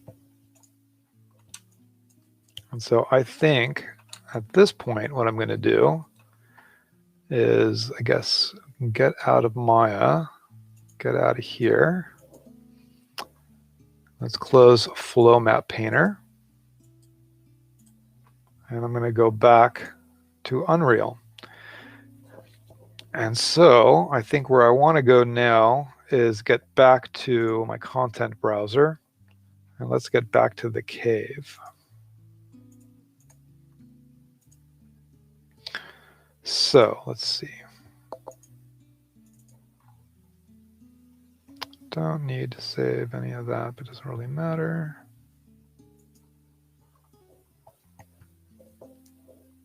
All right. So this is where I was last week. And so this morning I migrated this stuff over to my project so that it wasn't in a standalone project.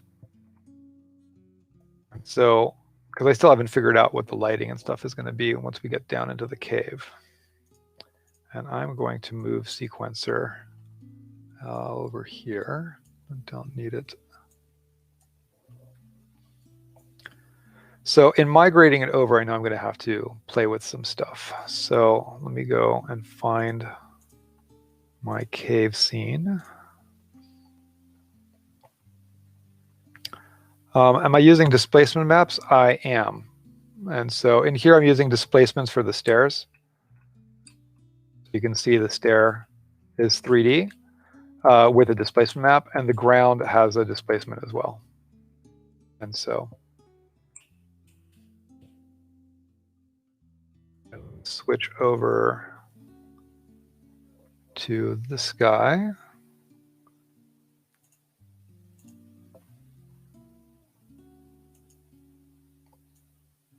Okay. So in here, you can definitely see that there's a displacement on the ground because it's intersecting this other ground plane that I don't need. Cave floor. There we go. All right. So what do I need to do in here? All right, this is not at all the lighting that is going to be used in the scene. I'm still just blocking things out. It's really at the early stages. And so right now I just have a, ultra dynamic sky in here just lighting the scene. And then let's see, there's a spotlight in here I don't need.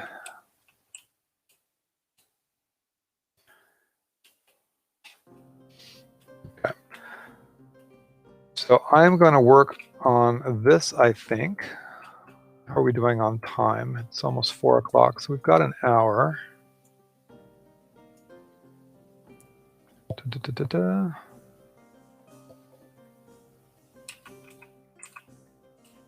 Let's see, Jacob, if character artist is the most competitive and least paid, it kind of ruins the incentive.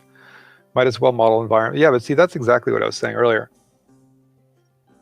You got to do what you like. Good character artists, like if you talk about, character artists at, Naughty Dog or Sony or ILM or Weta, obviously those are well-paid people. So people in our industry are generally well-paid. Our industry pays higher than a lot of other industries. So I think that, in the scheme of things, I wouldn't be concerned about that. If you think of the artists that you admire, and you would find that they are obviously fairly compensated. So obviously somebody like, Rafael Grassetti at Sony or Chris Costa at ILM are obviously well compensated for what they make, meaning that they make a salary that allows them to support their family and love what they do at the same time. Can I show the environment mesh without the displacement map? Well, this is just a plane. And this is just a plane. Let me get that spotlight back in here and make it, although I'm going to rotate that a little bit. Okay. So yeah, like if I look at the stairs, it's literally just a plane. It's a flat plane. And so you can see that it's displaced. So like, let me grab this dude and move him. So you can see that. But if I grab the geometry and I look at the material for it,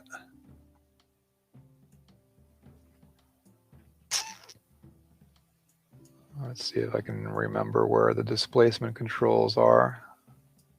Is that it? Yeah, okay. So I just turned off the displacement on the stairs, and now you can see what they look like. So you can see it's literally just a completely flat plane. So it's a tileable displacement that's on the stairs, basically. That's what's going on there. And just closing some stuff on another monitor.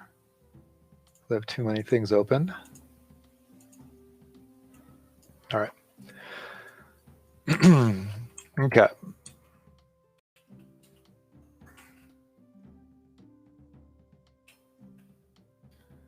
All right, so we've got an hour to go, but I'm going to, just because it's been 2 hours, I'm going to take a couple minutes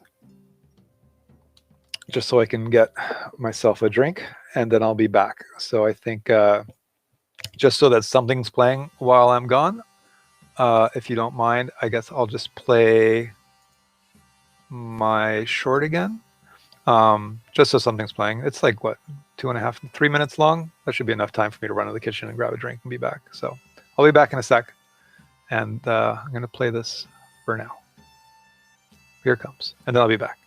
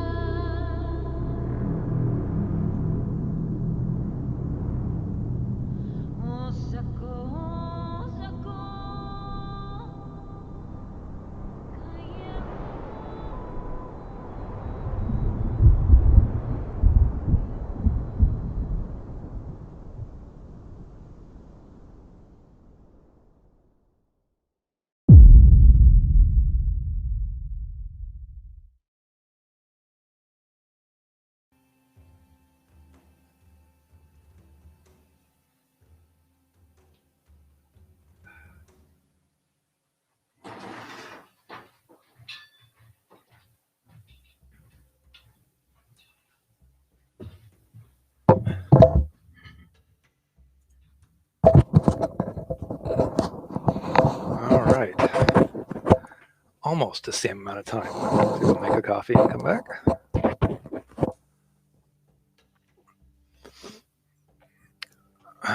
Got some new comments. Let's see.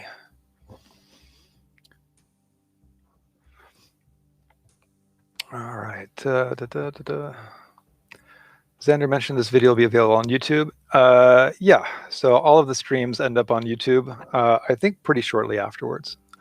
And so just look for Gnomon. And if you just search Gnomon or Gnomon School on YouTube, then it'll pop up the channel and you'll see all the streams are in there.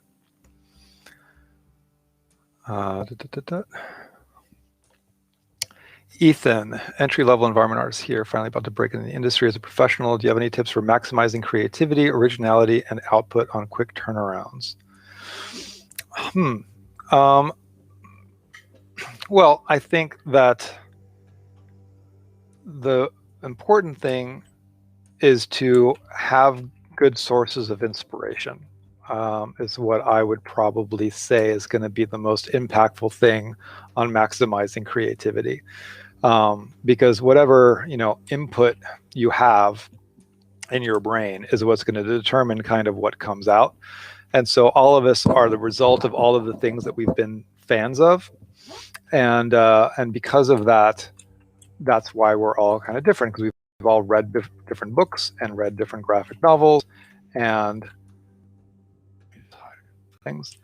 And because of that, and seen different films and taken different vacations and grew up in different cities, and all of these reasons determine how we all have different interests. And so I think that, if you're looking to be, inspired to do things that are different, I highly recommend the most impactful thing is to take a trip.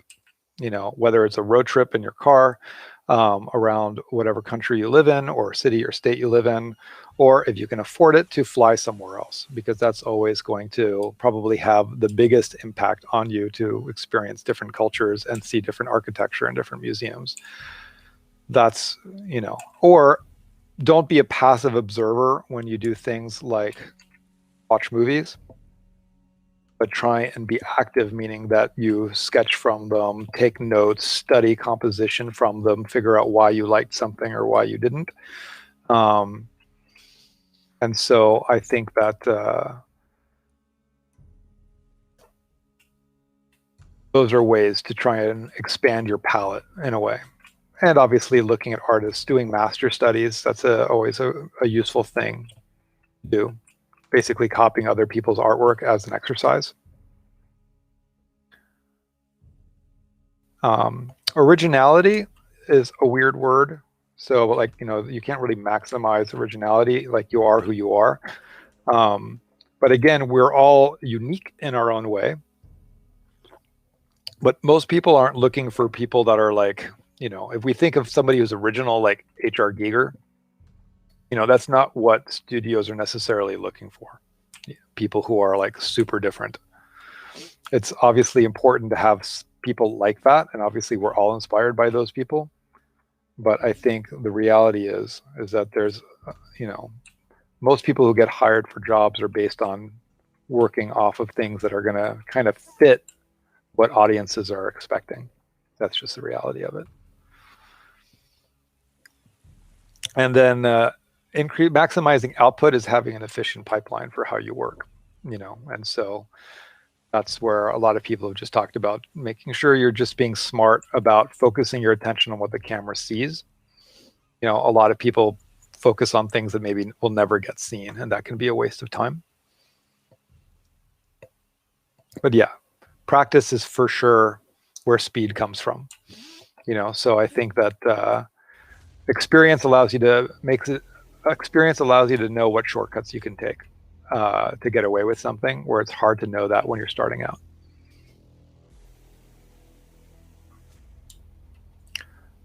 Don't want to backseat UE4. There's a thing called camera bookmarking. Yes, I know. I have used that before, and I'm just sort of navigating around the scene. I definitely have bookmarks in the cliff scene up above, but thanks for reminding me about that. Can I explain how I generated displacement maps for the environment for this shot? The displacement map for the stairs was made in Quixel Mixer, as was the displacement map for the ground. And so I just started with in Megascans, there actually are stairs, and so as textures, so that you can extract the displacement map from that.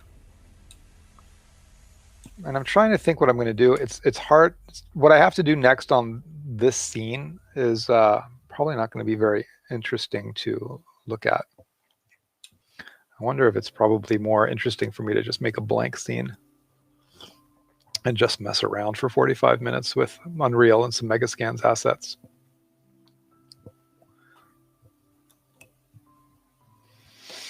because basically I have like a lot of, I gotta,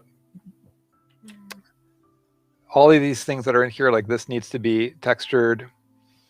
This landscape that's inside here, it's called a landscape because it's made with a landscape tool in Unreal. I need to fill that to the proper scale of my scene. Right now it is not. I also need to position it into the correct spot. Well, I guess I might as well just do some of the boring things that I need to do to answer questions.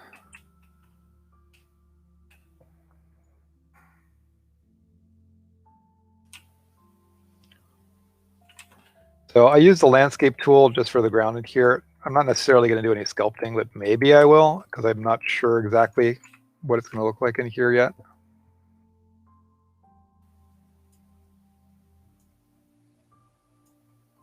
So I'm just getting the ground positioned.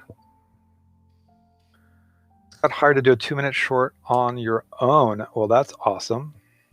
How do you go about drawing up a budget? That is a question for a producer, which I'm not really. I have produced a couple shorts, so I guess that gives me some experience, but the money came from Gnomon, where we would have resident artists, resident directors at Gnomon.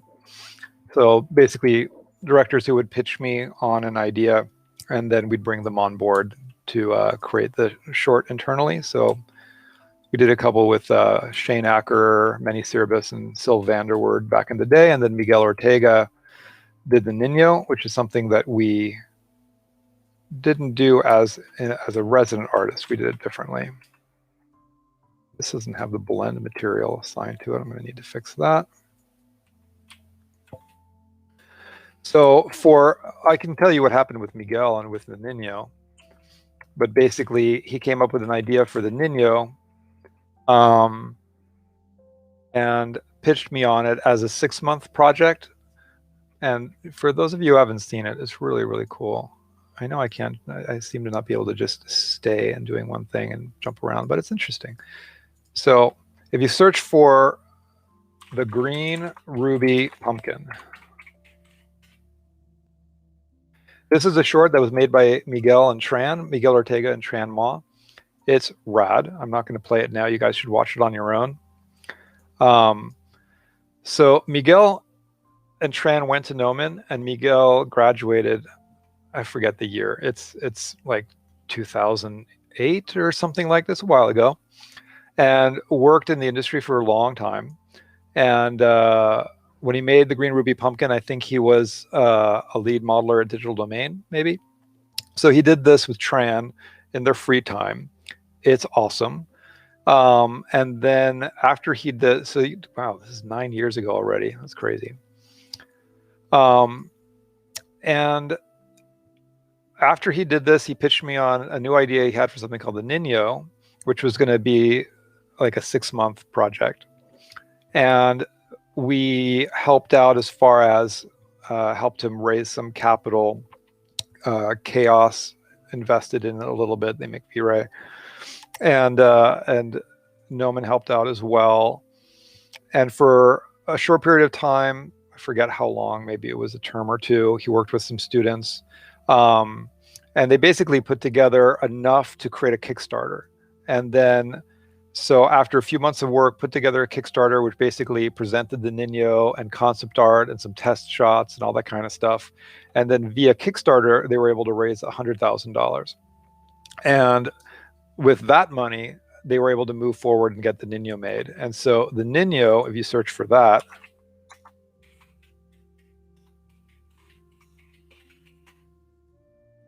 is also on Vimeo. All right, so, and you can see it's been in lots of festivals and won lots of awards. It's amazing. It is so cool and beautiful and so well done. And it's predominantly made by 2 people living in a loft downtown in LA. So Miguel and Tran did have people who helped with it for sure on different things, but it's predominantly them. In the end, though, making a short, especially at a high level, is a lot of work. And so even though they pitched it as a 6-month project, it ended up taking them, oh God, I don't want to be wrong on how long they worked on the Nino for, but it was not 6 months. It was at least a couple of years, maybe 3. And so even though they did raise $100,000 on Kickstarter, the reality is that, Miguel and Tran focused on this mostly full time, and $100,000 for 2 professional artists for 3 years isn't actually that much money. But it was a passion project for them, and it turned out amazing. The original pitch, I forget how long it was going to be, but you can see it's 27 minutes long. It almost became like a pilot for a series, which is really what it should be. Like, it'd be so awesome if this could become a series, and they are working on it, still trying to get it developed into a feature. But that's an example of an experience I had helping out on a short. And then there was also White Swan with Sylvanderword and a couple other things. But anyway, raising money is really just about going to people and asking if they can help. And I think with the Nino, it was Gnomon that, Miguel basically came to Gnomon, Chaos Group, and Kickstarter.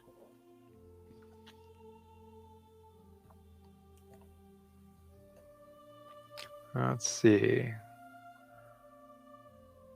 Can I show you a first project as an environment artist? Sure. Sadim, good night. Well, let's see if I can find.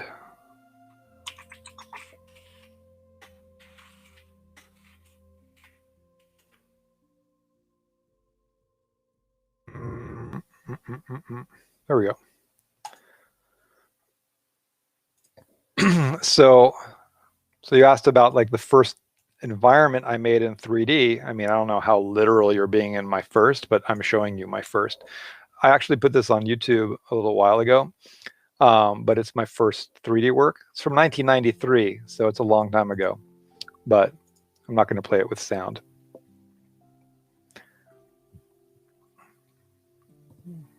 Let's see, there you go. So here's an environment. This is something I actually did as a final project for a class in art school. Now, the program that this was made in was called Infinity, and Infinity was a Macintosh-based 3D program. Once you got to like 20,000 polygons, it just choked. Like, that was your upper limit for a scene, was 20,000 polygons. And so this was me just trying to make a little animated sequence with this little ship flying around. It was a class called Drawing for Illustration, and he said we could use any medium we want. It was a drawing class, but he said, Mark Strickland was the teacher, that we could use any medium we want. I asked if I could do it on the computer, and he said, sure. And this is obviously a long time ago, so I don't think he expected me to do something in 3D. So most of the students were doing drawings, and then I rolled in a TV with a VCR and played this. And I definitely had friends who were giving me crap about being interested in this stuff back then, because it was still pretty new. But I thought it was super cool. 1993 is the same year Jurassic Park came out, and the same year that Myst came out. So it's a long time ago. It's super, obviously, looks like it's, old and whatever. But this was the first 3D thing with like an environment that I made. So the camera moves are all super jerky, and like the software, by the way, like, it was running on a monitor that was probably like 800 by 600. And then you couldn't work full screen. So you were always working in a 4 view, and you always had to work in wireframe. So, and so what that means is basically, having to work in wireframe mode was kind of tough to see what you were doing, because obviously once a scene got full with geometry, all the wires were on top of each other. And then that same period of time, I then did this little environment, Infinity. I pretty quickly kind of like hit the limits of what I could do with Infinity. And that's when, after Jurassic Park came out, I learned about Silicon Graphics workstations, and that obviously something like Myst was made on a Mac, but Jurassic Park was made on an SGI in the same year. And there's a pretty big difference in the way Myst looked and the way Jurassic Park looked. So that's where I realized I had to get access to the SGIs. And that's ultimately why I ended up going to art school, was to get access to those computers, because they were like $100,000. And the only way for me to get access to that stuff was to go to school, because it was too expensive. So I don't know what the hell I was doing with 3D, just messing around. This is the funny thing is that this looked nothing like the kind of stuff I was drawing at the time, but there was no way really to do characters or creatures in the computer at the time on the Mac. So I was just kind of messing around, making weird stuff. And I mean, I think you got the idea of just weird, trippy things. But and then I got access to SGIs and then started going from there. So, but once I got into the SGI stuff is when I switched to just wanting to do characters. And I don't have any of that stuff. The stuff that I was doing back then, I don't think, not easily accessible anyway. But yeah, and so, you know, I think that if I look at something like Maya, you know, if I go into a 4 view in Maya, and let's say like here, and I make everything wireframe. So that's what I mean. Like back then, everything had to be in wireframe all the time. And so you could never have your perspective view any bigger than this. So when I got access to SGIs in 97, and you could do this, make it wireframe, and then you could do this and make it full screen, shaded, completely blew my mind that I could just spin around shaded geometry on a computer. And that was like 96. And then now, of course, we have Unreal, which is ridiculously crazy. So things have progressed for sure. Oh yeah, being able to display textures in hardware. When I worked for Alias Wavefront is when SGI released a computer called the Maximum Impact. And it had 4 megabytes of texture memory. And that computer was, I think, 60 grand. So 4 megs of texture memory was, I think it was probably like a $20,000 card. And now, of course, you can get a card that has 48,000 megs of texture memory, meaning 48 gigs. So yeah, there was no Google.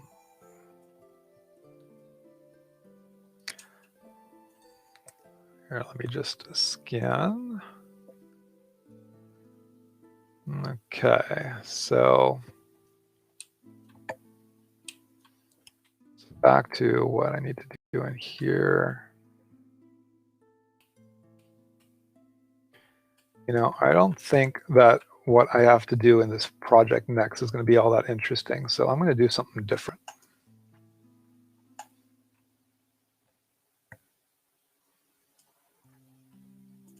I'm going to launch the Epic Games launcher.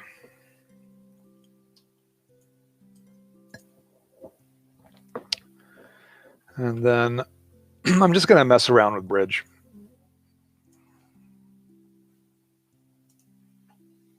In a new project.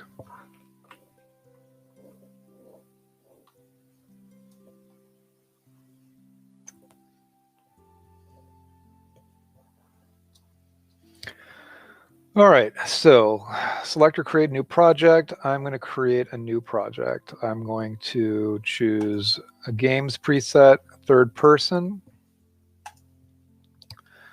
with all the default settings. That's fine.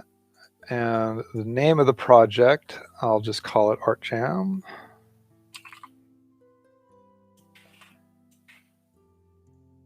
And this is 818. Create project.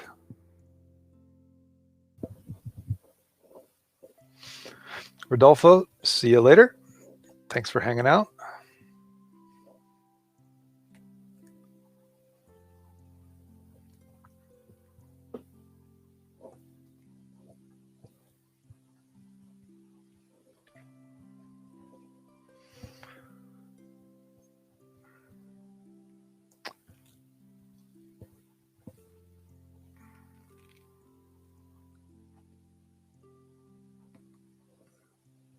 All right.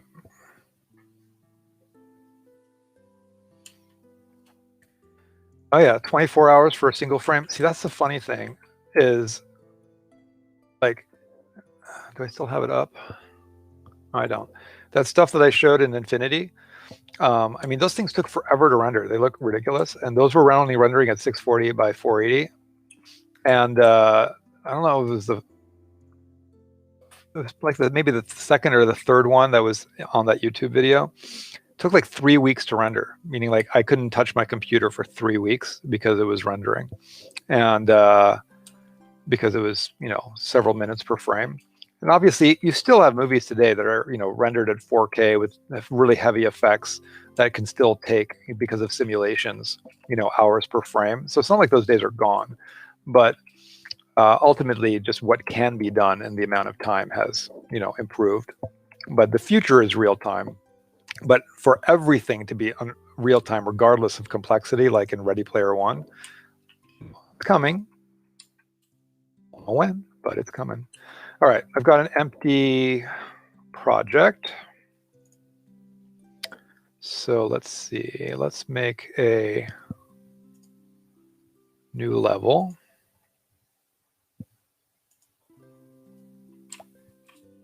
So this is empty. And then let's see.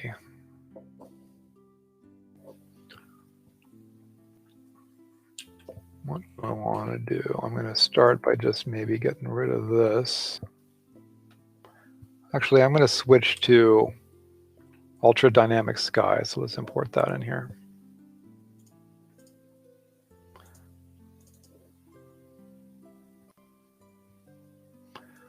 And so again, ultra dynamic sky is just a sky system that you can download on Marketplace. So I'm going to add it to this project. So this is my vault, which has all the things I've grabbed from Marketplace. Some of these are free, some of these I paid for. And so in here, I will somewhere find Ultra Dynamic Sky, which is right there. So I'm going to click Add to Project, and I'm going to add it to this project I just made.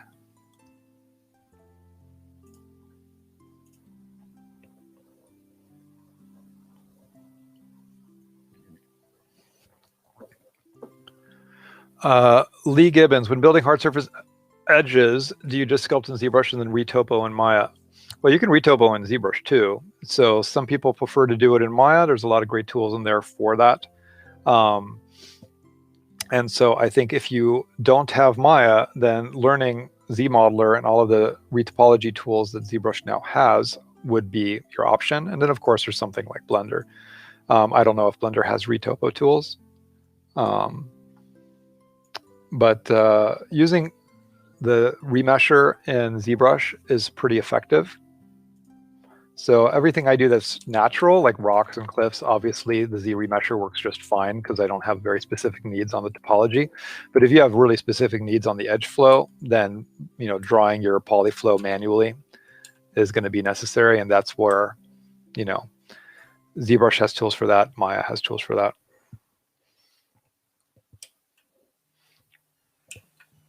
All right, so now I've got the ultra dynamic sky in here. So I'm going to go to blueprints.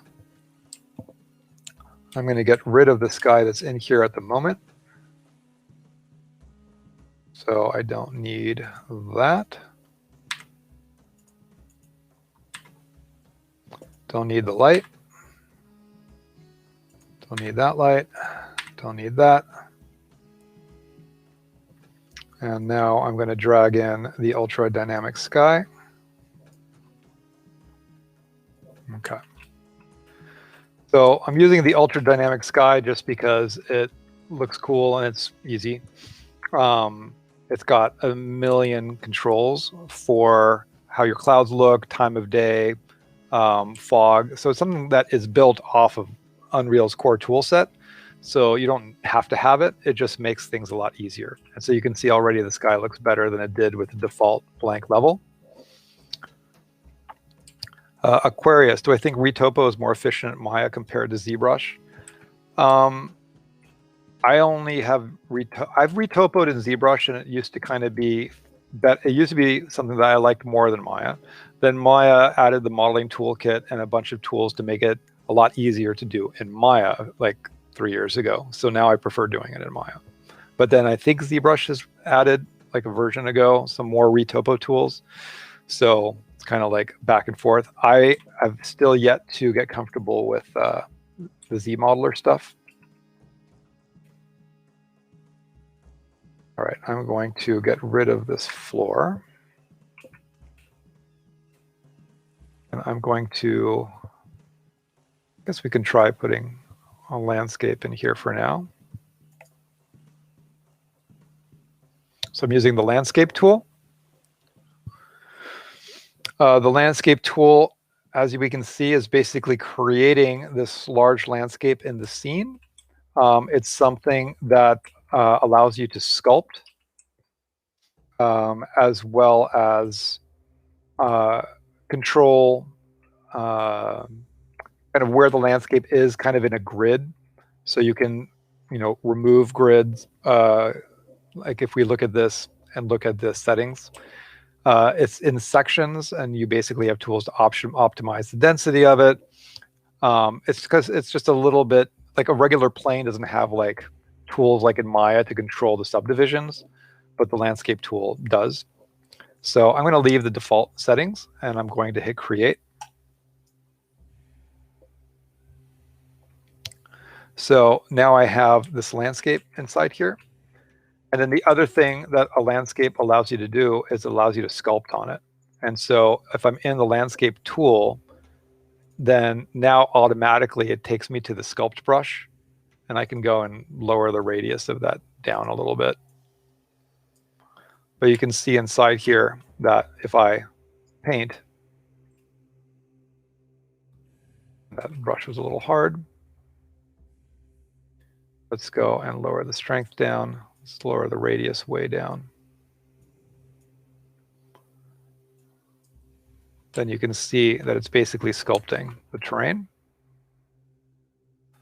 But I'm not going to worry about sculpting for now.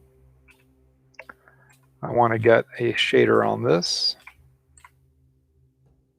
So I'm going to get out of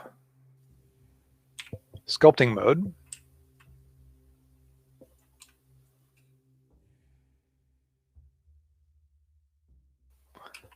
Also, I want to get my landscape down to 0.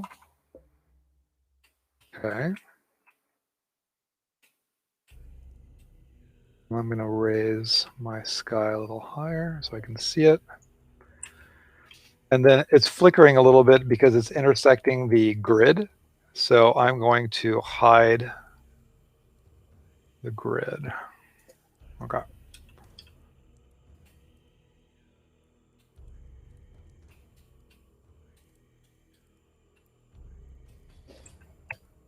Then inside here, I need some kind of object as a scale reference.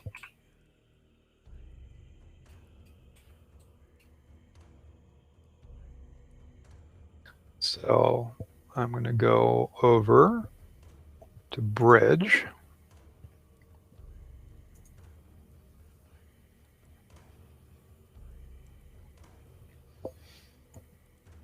And let's grab something for now. And obviously, natural environment stuff isn't obvious as far as scale, although something like these stairs does give you an idea of scale. But I think what I'll do is probably just bring in a statue. So I'm just going to go back over to the launcher. Let's see if I can grab some statues that I can add.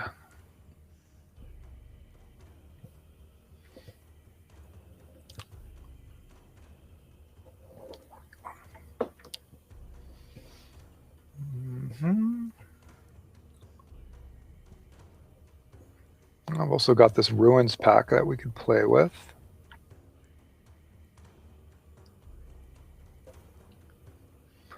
Let's see.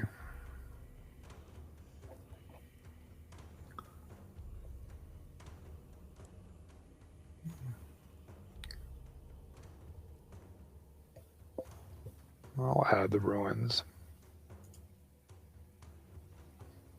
So that's going to be to there, add to project.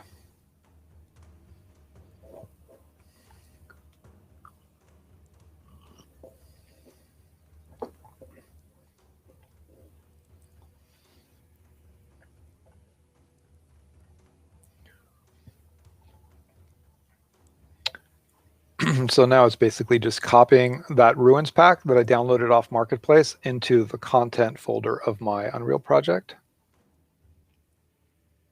And so now in Unreal, I can see there's a folder called ruins pack, but I'm going to let it finish.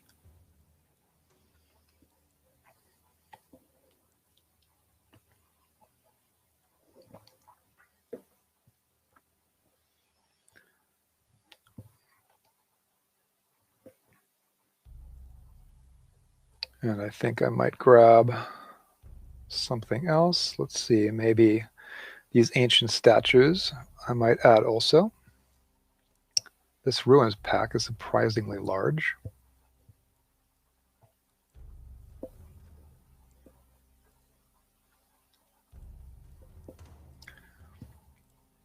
Yeah, that's true. I could also grab a statue from Bridge if I don't need a bunch of them. That's a good idea. So let's go and just search for statue. Grab one of these.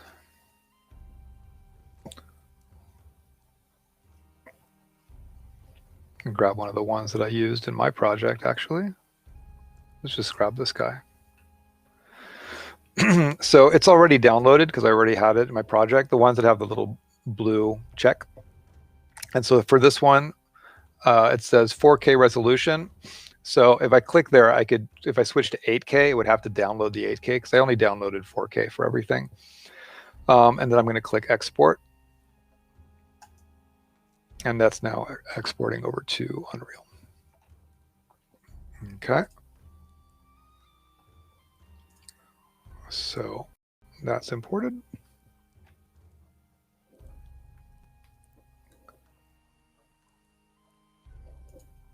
All right.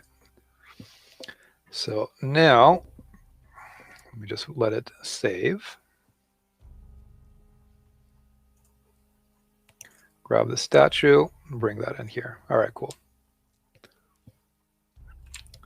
So having a scale reference is useful. And all the stuff that's in Megascans is all at real world scale. And so basically you can just use that as a nice scale reference for what it should be. And so the assumption here is that that is the height of a person, but that is an assumption, which, you know, is kind of something that you can also have a problem with if you're not right. If you're not sure, you can make something that is definitely the correct scale, or like I did in my project, make something in Maya where I'm blocking out a scene and using scale that way. And so, for example, you know, that's a really easy thing to do. So if I, but you know, maybe it doesn't matter for now. I don't think it matters. I'm just going to have this be the scale. All right. So now as far as the weather inside here, I'm going to change the sky a little bit, and let's also put a texture on the ground. Now for the ground, we could make a new texture from scratch in a mixer, or we could use something from Bridge. So let's go to Bridge.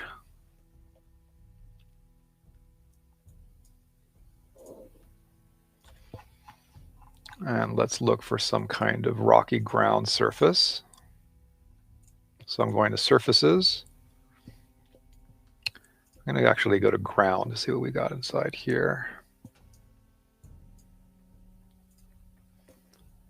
Something like that could be okay. Now, obviously, this is going to the horizon, and so we could end up creating a more complex landscape material, which we're not going to do right now because we're going to end up putting geometry on top of it.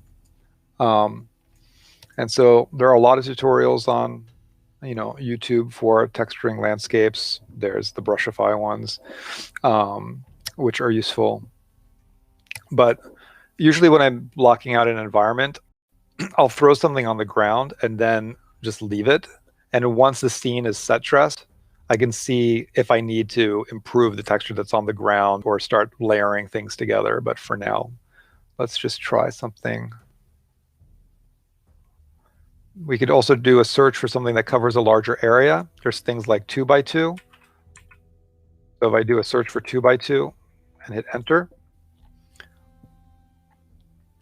let's go out here. Then you might find some. Let me see if they have a better way to search for that.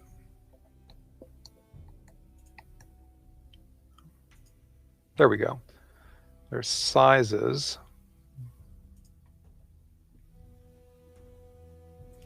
Meaning that the scan is of a larger area as opposed to a really tiny area, so that it's going to maybe be better for a tileable. See, like this one is a 1x1 meter. But let's see, 4x8. Well, we could use that one too. Yeah, see, this one's a 4x4, so it's just a larger area. I don't know, that's the kind of ground that I want though.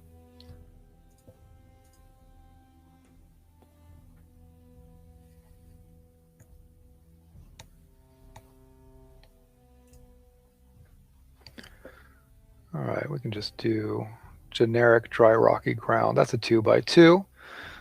All right, so I'm going to grab this. This is for the ground. Since I don't have a lot of stuff in here, I'm just messing around. I'm going to just do an 8K texture on that.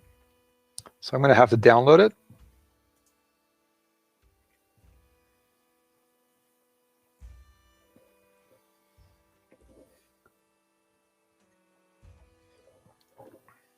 Okay, so that is now downloaded. Now, if I go over to Unreal and I open the Megascan plugin, then you have some choices in here. Like, do you want to enable displacement when you import a surface? And do you want it to be applied to the selection? And so for this, I don't particularly care. And so I can go in and say, well, you know, if I select my landscape and choose apply to selection and enable displacement for it, I'm then going to go back to Bridge and hit export.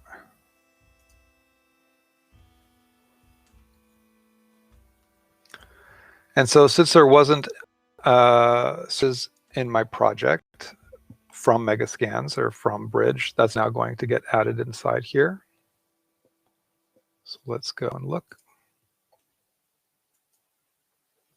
So it's importing.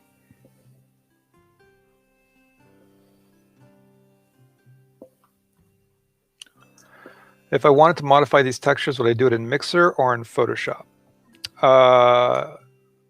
It kind of depends on what kind of change you'd want to make.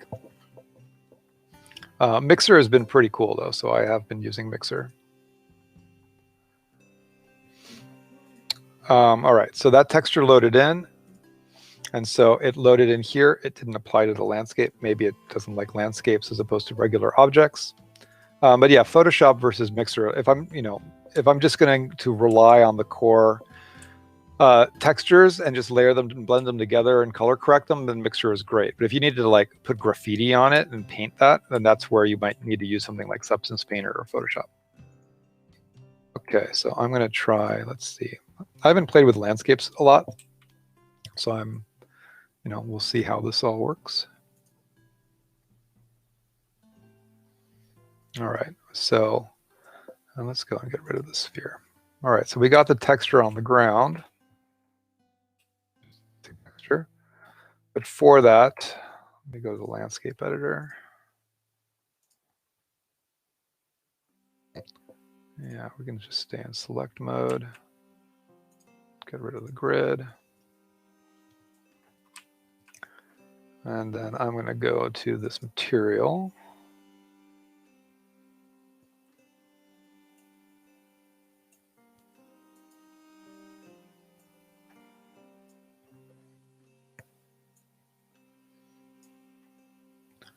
So let's see.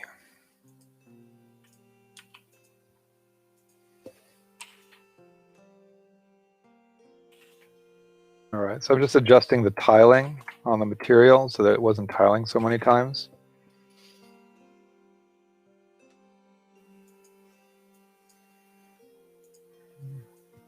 All right. And then I'm going to play with the weather inside here. So let's go to Ultra Dynamic Sky, Blueprints. Let's drag the weather in here. All right, so now we've got the Ultra Dynamic Sky and the weather. Raise that up.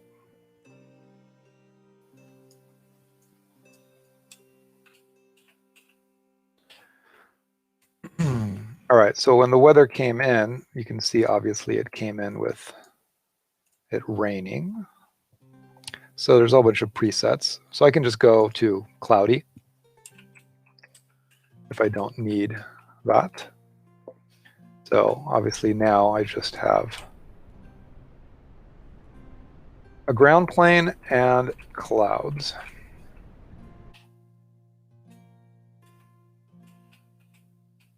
But I'm going to mess around some more.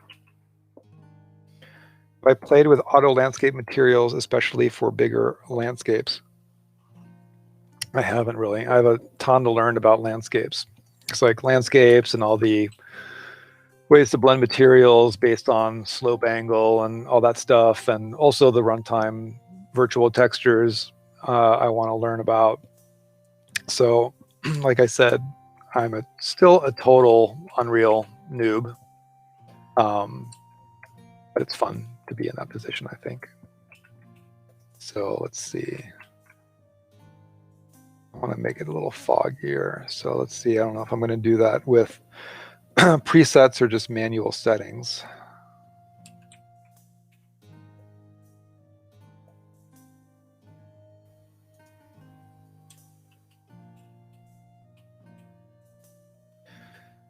Yeah, I've seen some videos on YouTube, and it looks really, really cool. It wasn't, none of that stuff was covered in the fellowship. And so that's where I think I'll have to learn that stuff on my own. But there's a lot of resources out there for it, it seems like. I'm just playing.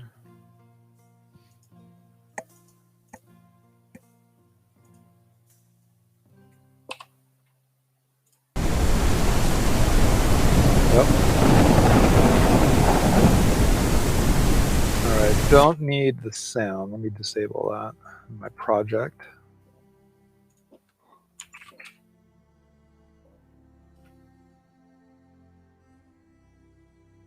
Let's see. Is that for the project or editor?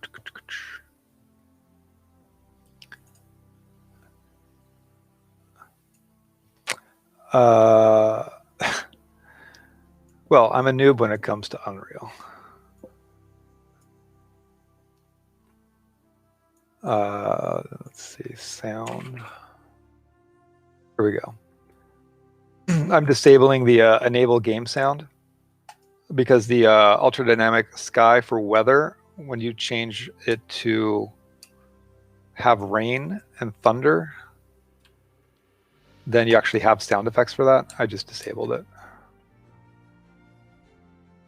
Now we can just kind of see. All right. Now what are we going to do? Still want it to be okay. Let's get rid of that. Let's go for foggy.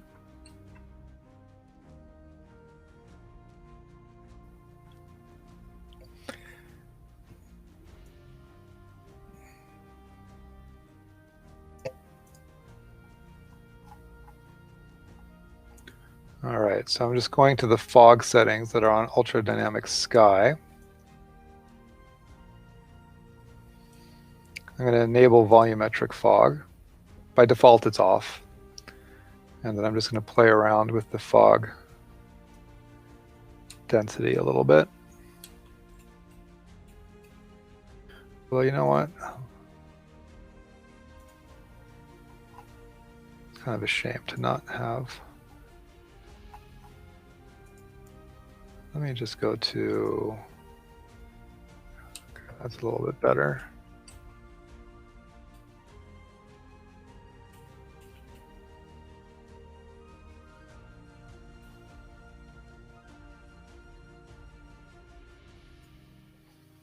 All right, so now I'm going to go back to Bridge and go back to 3D assets.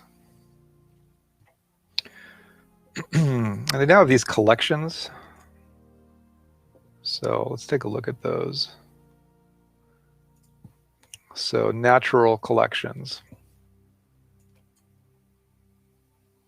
There's a lot of cool stuff in here.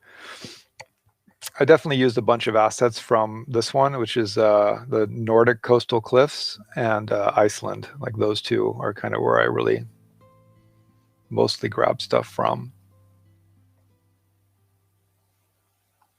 And I think for this, we can play with those as well. So I'm just going to import random stuff.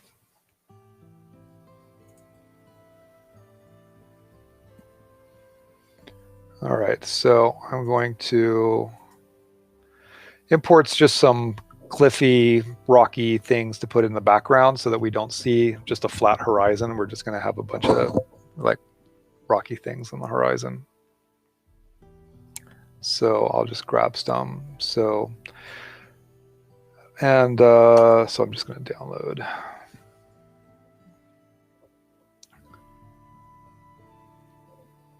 And export that guy. And then let's see what else. Probably grab this one as well. I already had that one downloaded, so I'm going to export that to Unreal.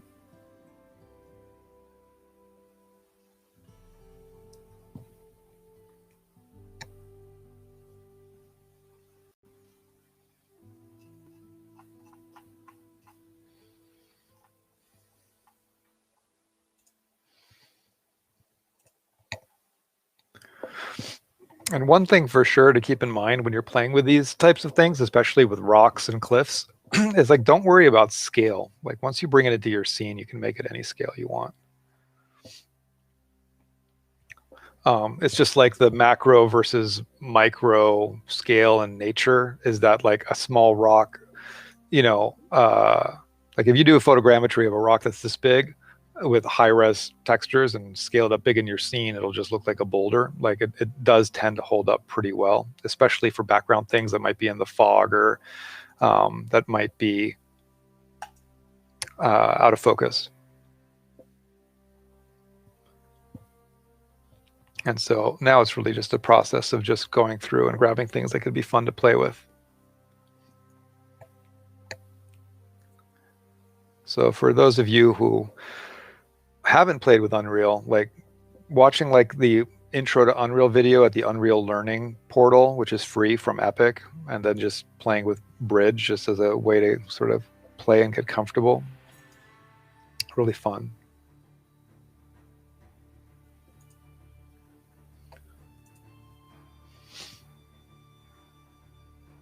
So I'm basically just going through and just exporting a bunch of things over to Unreal.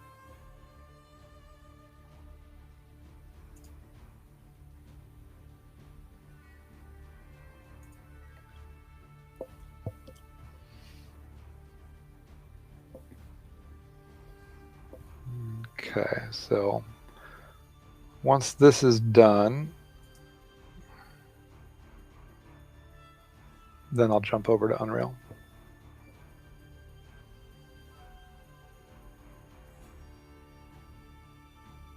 Okay, so let's see. What do we have?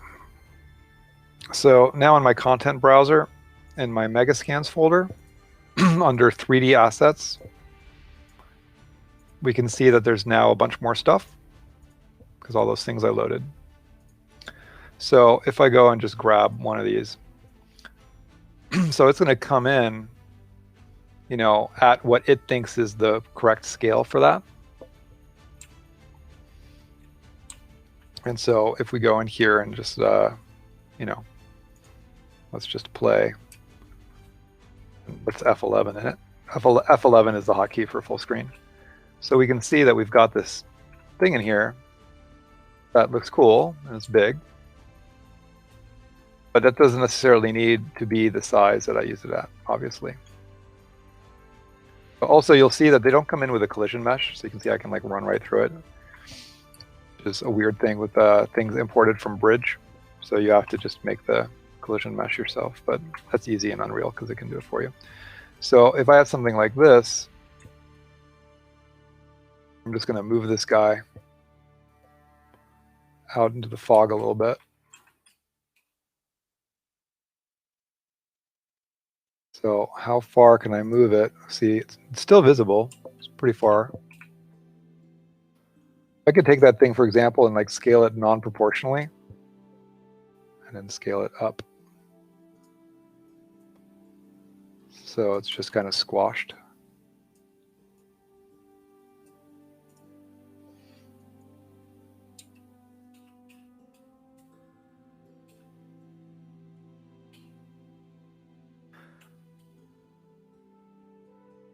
And then I'm going to grab another one. So I'm going to go to the next folder and grab this dude.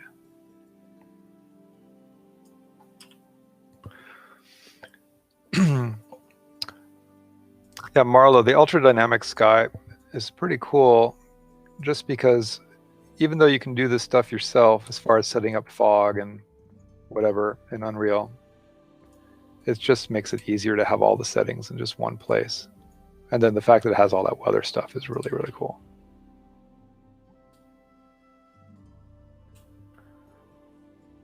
All right, so the stuff obviously is very faint back there, but hopefully you can see that like for assets like that, you know, that are super faint in the background, it's just basically breaking the horizon line so that it doesn't look like it's infinite.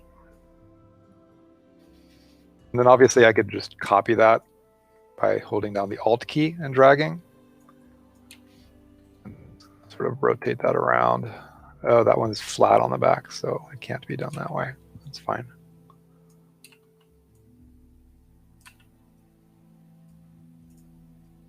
All right, so that one's too far. We don't even see it anymore. So let's bring it a little bit closer.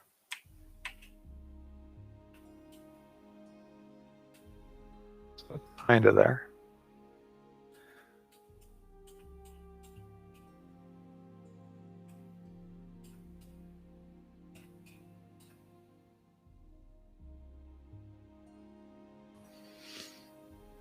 Yeah, scene building, scene dressing, especially with all the Megascan stuff. It's so cool.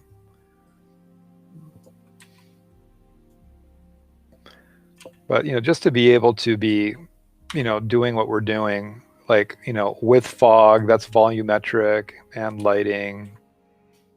You know, it's like, understand why everybody in previz is wanting to get into Unreal. Because this is so cool.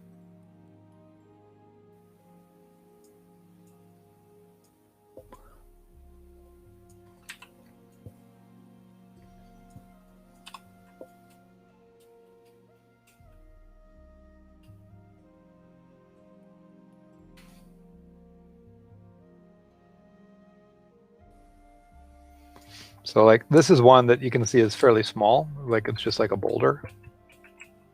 But it doesn't matter. I can still put it back there and just scale it up huge.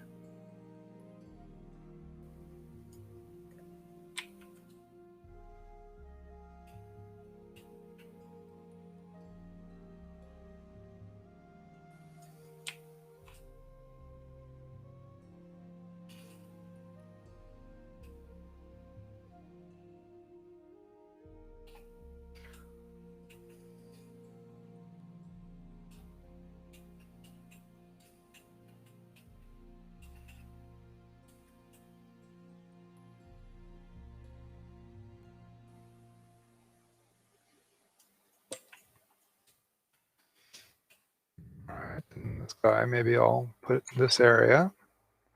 Now it's a little bit closer to us, so it's going to be darker because there's less fog between us and it. And I just keep hitting escape. Escape to deselect stuff.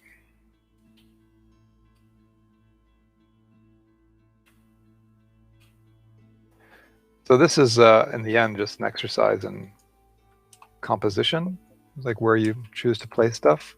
I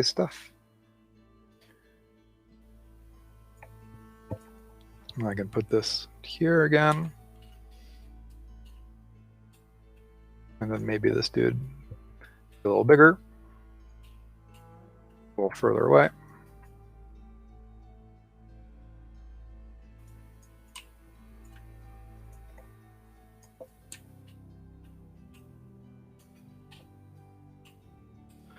Just kind of filling in this horizon area.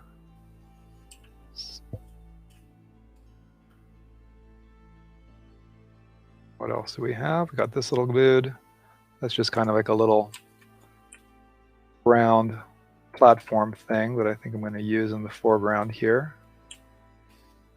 Our little statue on top of it.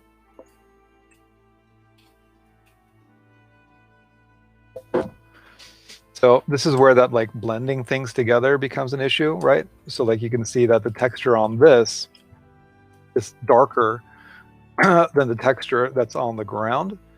And so I could handle this a couple ways. One is I could adjust the albedo of this texture to be lighter so that it blends into this texture that I have better. Or you could end up having a whole bunch of plants and little rocks and things that start hiding that edge.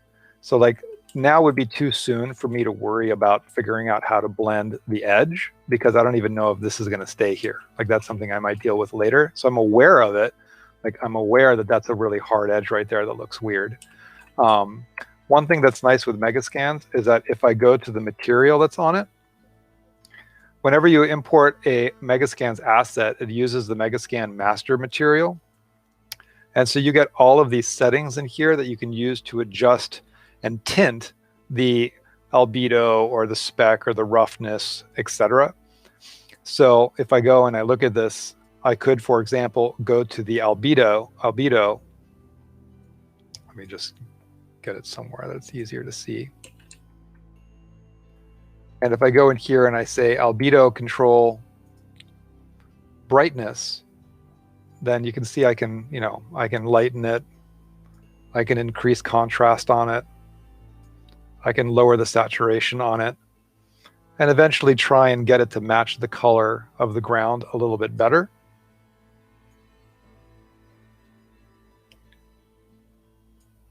But it's a little soon for me to be worrying about that. It's just nice that I can color correct a texture while seeing it in viewport is pretty cool.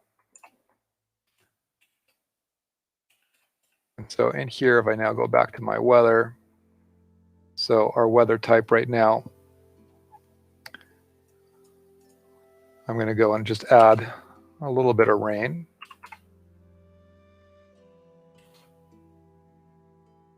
And then let me deselect it by hitting that.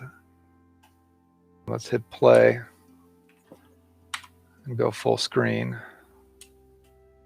Now we just have this foggy, rainy space.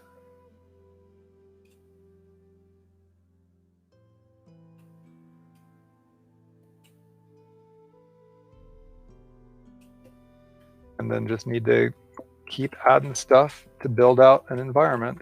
So let's escape out of there, F11, so that we're not in full screen anymore. And, I think for next week, it's, the stuff we were doing earlier is kind of hard for me to talk and answer questions at the same time as showing random stuff on Unreal, but this is actually kind of fun to just like slowly build out an environment while talking. So maybe we'll just do more of this next week, and I'll save my project for something I do on my own time. And then I can just sort of, as I do new things for it, can share that. Because the trick with the project is that I kind of need to think, and then it's kind of hard to talk and think at the same time because I have to figure out what my next move on that is. But anyway, we're at 5 o'clock, which is our official end time for the stream. But I actually have emails and stuff that I need to get to, so I do have to stop. But we've talked about all sorts of stuff today, so I hope that some of it was interesting for you guys. I appreciate everybody that's hung out. and ask questions. I do really like answering questions. So, and I'll be back next week. So there you go. I hope everybody has a good, we're almost in the last week of August here. So fall is approaching, but it's still hot in LA, that's for sure. All right, everybody. Well, thanks for hanging, and I'll see you guys on the next stream. And yeah, if you have any questions about Gnomon, Adam is sharing some contact cards.